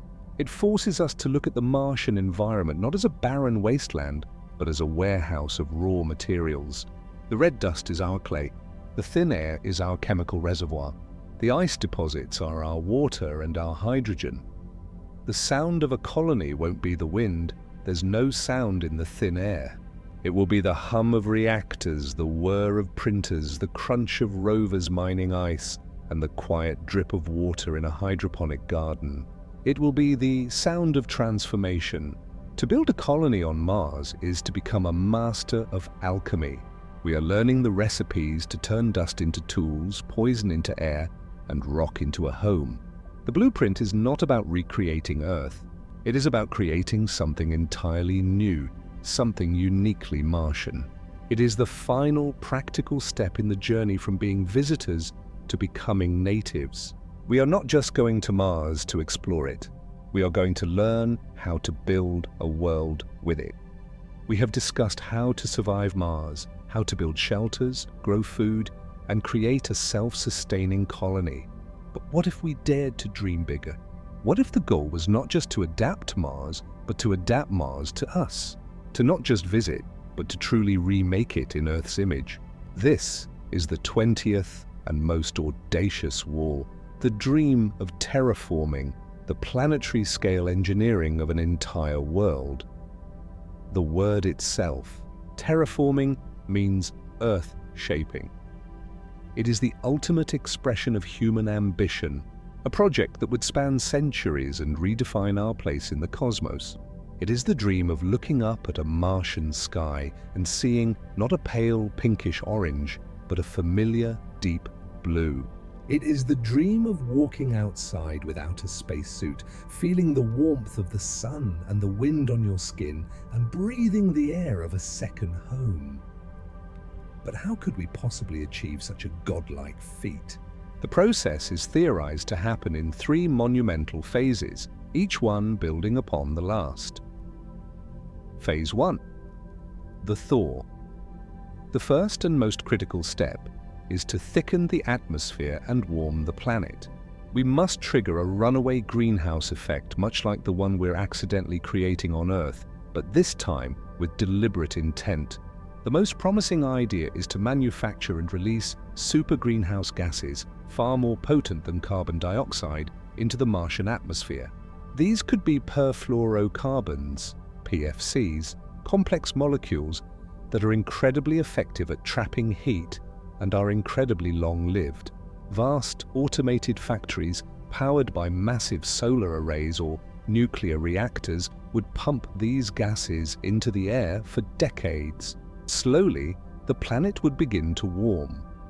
As the temperature rises, the frozen carbon dioxide at the polar ice caps would begin to sublimate, turning directly from solid to gas, and pour into the atmosphere. CO2 is itself a greenhouse gas. This would cause more warming, which would release more CO2, creating a positive feedback loop. The atmosphere would thicken, and the surface pressure would rise from its current lethal 1% of Earth's to something that, while still not breathable, might be enough to allow liquid water to exist on the surface without instantly boiling away. This phase alone could take 100 years or more. Phase 2. The flood. With a thicker atmosphere and warmer temperatures, the real magic begins. The vast reservoirs of water ice locked at the poles and underground would start to melt. This wouldn't be a gentle trickle, it would be a planetary-scale thaw. Dry riverbeds and ancient lake bottoms would begin to fill. The first lakes would appear, initially shallow and salty, but growing over centuries. The first rains in billions of years might fall on the Martian soil. This would be the most dramatic visual transformation, the moment the red planet begins to show streaks of blue. Phase 3. The greening. Now, with liquid water and a thicker, warmer atmosphere, we introduce the architects of Earth's own transformation, life. We would seed the new lakes with extremophile algae and bacteria genetically engineered to thrive in the still thin, CO2-rich Martian environment. Their job would be twofold: to begin producing oxygen through photosynthesis and to help fix nitrogen in the soil, creating a foundation for more complex life. Over centuries, these microbes would slowly, painstakingly begin to convert the Martian atmosphere from CO2 to oxygen. Only after this multi-millennial process had raised oxygen levels to a breathable percentage could we even consider introducing earth plants, insects, and eventually perhaps animals. The scale of this endeavor is almost beyond comprehension. It is not a task for a single generation or even a dozen. It is a project for all of humanity, a central purpose that could guide our species for 1,000 years.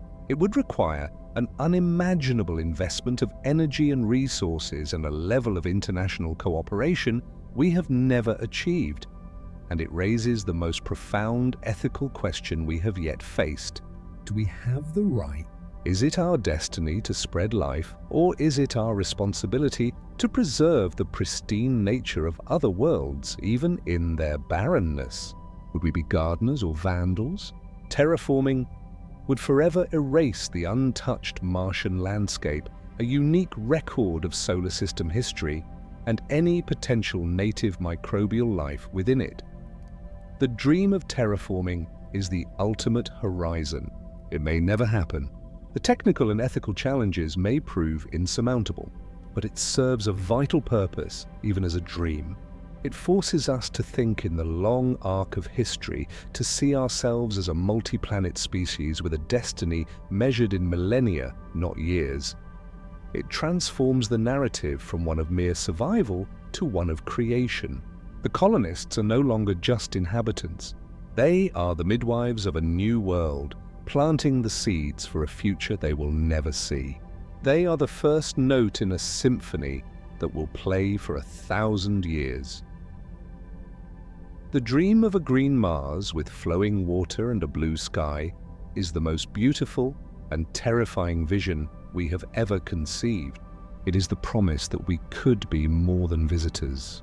It is the hope that one day a child born on Mars could step outside, look up at the sun, and simply breathe. It is the dream of a second Genesis, not of life, but of a living world. And it begins with the choices we make today. We have built the systems. We have calculated the risks. We have planned for contingencies. But spaceflight, and especially life on another world, is a relentless teacher of humility. It does not care for our plans. The 21st wall is the one we hope never to face, the catastrophic cascade. The sum of all fears when not one, but multiple systems fail at once, and survival hinges on a thread of skill, luck, and raw human grit. On Mars, there is no 911 to call. There is no rapid evacuation. A crisis is not a temporary event. It is a new, permanent reality that you must solve, or it becomes your tomb. The environment is not a passive backdrop. It is an active adversary waiting for a single mistake, a tiny crack in our armor, to come rushing in. The nightmare begins not with a bang, but with a whisper. A minor anomaly. Perhaps a pump in the water recycling system seizes up.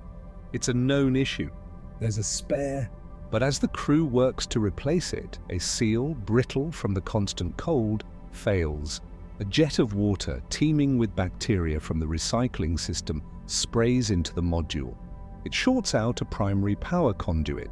The lights flicker, and the habitat's main computer, overseeing life support, reboots. In those few minutes of downtime, a pressure sensor in the oxygen generation system gets a faulty reading. It automatically throttles back the oxygen production to prevent a supposed overpressure. Now the cascade is underway. The crew is now dealing with a water leak, an electrical short, and dropping oxygen levels all at once. Alarms are blaring from multiple stations. The atmospheric readouts show a slow, steady rise in carbon dioxide. The scrubbers are still offline from the reboot. This is when the true enemy reveals itself. Time. Every second spent fixing one problem means another problem is getting worse. The CO2 is building, causing headaches and confusion, making it harder to think clearly. The water is freezing on the cold floor, creating a hazard. The communication lag with Earth means that by the time Mission Control sees the first alert of the pump failure, the crew is already fighting for their lives, completely on their own. And then, the environment delivers the coup de grace. A micro-meteoroid too small for any radar to track silently punches a pencil-sized hole in the outer hull of the module where the electrical fire was. There's a faint hiss. The pressure alarm, a new one now, screams its unique piercing tone, the sound of the entire habitat slowly bleeding to death. This is the sum of all fears. A mechanical failure compounded by a computer glitch, exacerbated by human error under stress, and finished by the unforgiving randomness of space. The systems we rely on are deeply interconnected. The failure of one stresses the others, creating a domino effect of disaster. The psychological toll in such a moment is unimaginable. The training kicks in, but beneath the surface, primal terror takes hold. The fear of suffocation as the oxygen ticks down. The fear of the freezing cold waiting just beyond the walls. The crushing knowledge that you are 140 million miles from help. That your survival depends entirely on the people in this room with you. And that a single misstep with a patch or a valve could end it for everyone. This is the reality that every mission plan must obsess over. It is why redundancy is a religion in spaceflight. It is why crews train for years in simulators that throw every possible nightmare at them. It is why habitats are designed with multiple, isolated compartments, so a breach can be sealed off. But a total cascade is the test that cannot be fully simulated. It is the ultimate expression of Murphy's Law on an interplanetary scale. It asks the most harrowing question of all. When the procedures run out, when the checklists are exhausted, and you are left in the dark and the cold with the hiss of your own air escaping, what is left? What does a human being become? The answer, perhaps, is found not in the technology, but in the spirit. It is found in the ability to silence the panic, to focus on the next single-minute step, tighten that bolt, apply that seal, reroute that power cable. It is found in the trust between crewmates, the unspoken communication that allows them to work as a single organism against the dying of the light. The sum of all fears is not just death, it is the fear of failing each other. It is the fear of letting down the entire human enterprise on this new world. To live on Mars is to accept that you are always one cascade away from oblivion. But it is also to believe with every fiber of your being that your ingenuity, your courage, and your bond with your crew will be enough to break the chain. The fear will always be there, waiting in the silence. But so will the hope that we are equal to it. We have journeyed together through the immense challenges. We have faced the deadly void, the toxic soil, the silent radiation, and the fragility of our own bodies and minds. We have calculated the staggering cost and dared to dream of reshaping a world. Now we arrive at the final and most human question of all. Why? Why go through all of this? Is Mars merely a desperate backup plan, a lifeboat for a humanity that fears it might sink its own ship? Or is it something more? Is it a new beginning? The backup plan argument is powerful and pragmatic. It speaks to our deepest instincts for survival. Earth is vulnerable. A single asteroid impact, a global pandemic, a self-inflicted nuclear war, or the slow creep of climate change could devastate our civilization, or even end it. History tells us that no species lasts forever, and no planet's environment is stable indefinitely. To keep all our eggs in one planetary basket seems, from this perspective, like the height of folly. Mars, in this view, is an insurance policy. It is the Ark. By establishing a self-sustaining colony on another world, we ensure that the light of human consciousness, our culture, our knowledge, and our DNA would not be extinguished by a catastrophe on Earth. We would become a multi-planet species, and in doing so, we would guarantee our survival for millennia to come. This is a compelling, logical, and deeply responsible reason to go, but is it enough? Is survival alone a sufficient purpose to fuel such an epic endeavor? A lifeboat is a means of survival, not a vision for a future. It is defined by what it is fleeing from, not what it is sailing toward. A colony motivated solely by fear might become a grim, paranoid outpost, a duplicate of Earth's worst traits, huddled under a dome, always looking back at a home it can never return to. This is where the vision of a new beginning emerges. This argument is not based on fear, but on hope. It posits that Mars is not an escape from Earth, but an opportunity for Earth. It is a blank page, a chance to apply all the hard lessons we have learned on our home world. Could we build a society without war, without inherited inequality, without the environmental scars of an industrial revolution? Could we create a new culture from the best of all Earth's cultures, designed from the start for sustainability, cooperation, and scientific curiosity? Mars offers a chance to hit the reset button, not on humanity but on its follies. It is a planet-sized laboratory for social, political, and technological innovation. The challenges themselves, the need for closed-loop recycling, renewable energy, and collaborative problem-solving force us to become better engineers, better stewards, and better neighbors to one another. The scientific knowledge gained from living on another world would be revolutionary. It would teach us more about climate science, geology, biology, and the origins of life than we could ever learn from rovers and telescopes alone. It would force breakthroughs in medicine, agriculture, and energy that would undoubtedly benefit Earth. The challenge of Mars doesn't just preserve our species, it elevates it. So which is it? Is Mars a backup plan or a new beginning? The beautiful and perhaps true answer is that it is both. The backup plan is the logical imperative, the necessary reason. The new beginning is the inspirational vision, the sufficient reason. One gets us there, the other gives us a reason to thrive once we are. The choice is not binary. It is a synthesis. We go to ensure that a single catastrophe does not end our story. But we also go to start a new chapter within that story, a chapter that is wiser, more peaceful, and more awe-filled than the last. The first footprints on Mars will not just be imprinted in the regolith, they will be imprinted on the future of humanity itself. They will declare that we are a species that looks danger in the eye and chooses to press forward. That we are not content to simply survive on our home world, but are driven to understand our place in the cosmos and to extend the reach of life itself. The journey to Mars is the greatest test we have ever set for ourselves. It tests our technology, our bodies, our minds, our economies, and our ethics. It is a mirror held up to humanity, reflecting both our frailties and our boundless potential.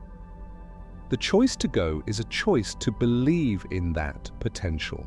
It is a choice to bet on our ingenuity, our courage, and our ability to cooperate on a global scale. It is ultimately a declaration of hope. Hope that we can learn from our past. Hope that we can overcome any obstacle. And hope that our future is not written in the dust of one world, but awaits us, shining like a rusty star in the night sky, calling us to come and build a new beginning, while forever cherishing the home that gave us our first.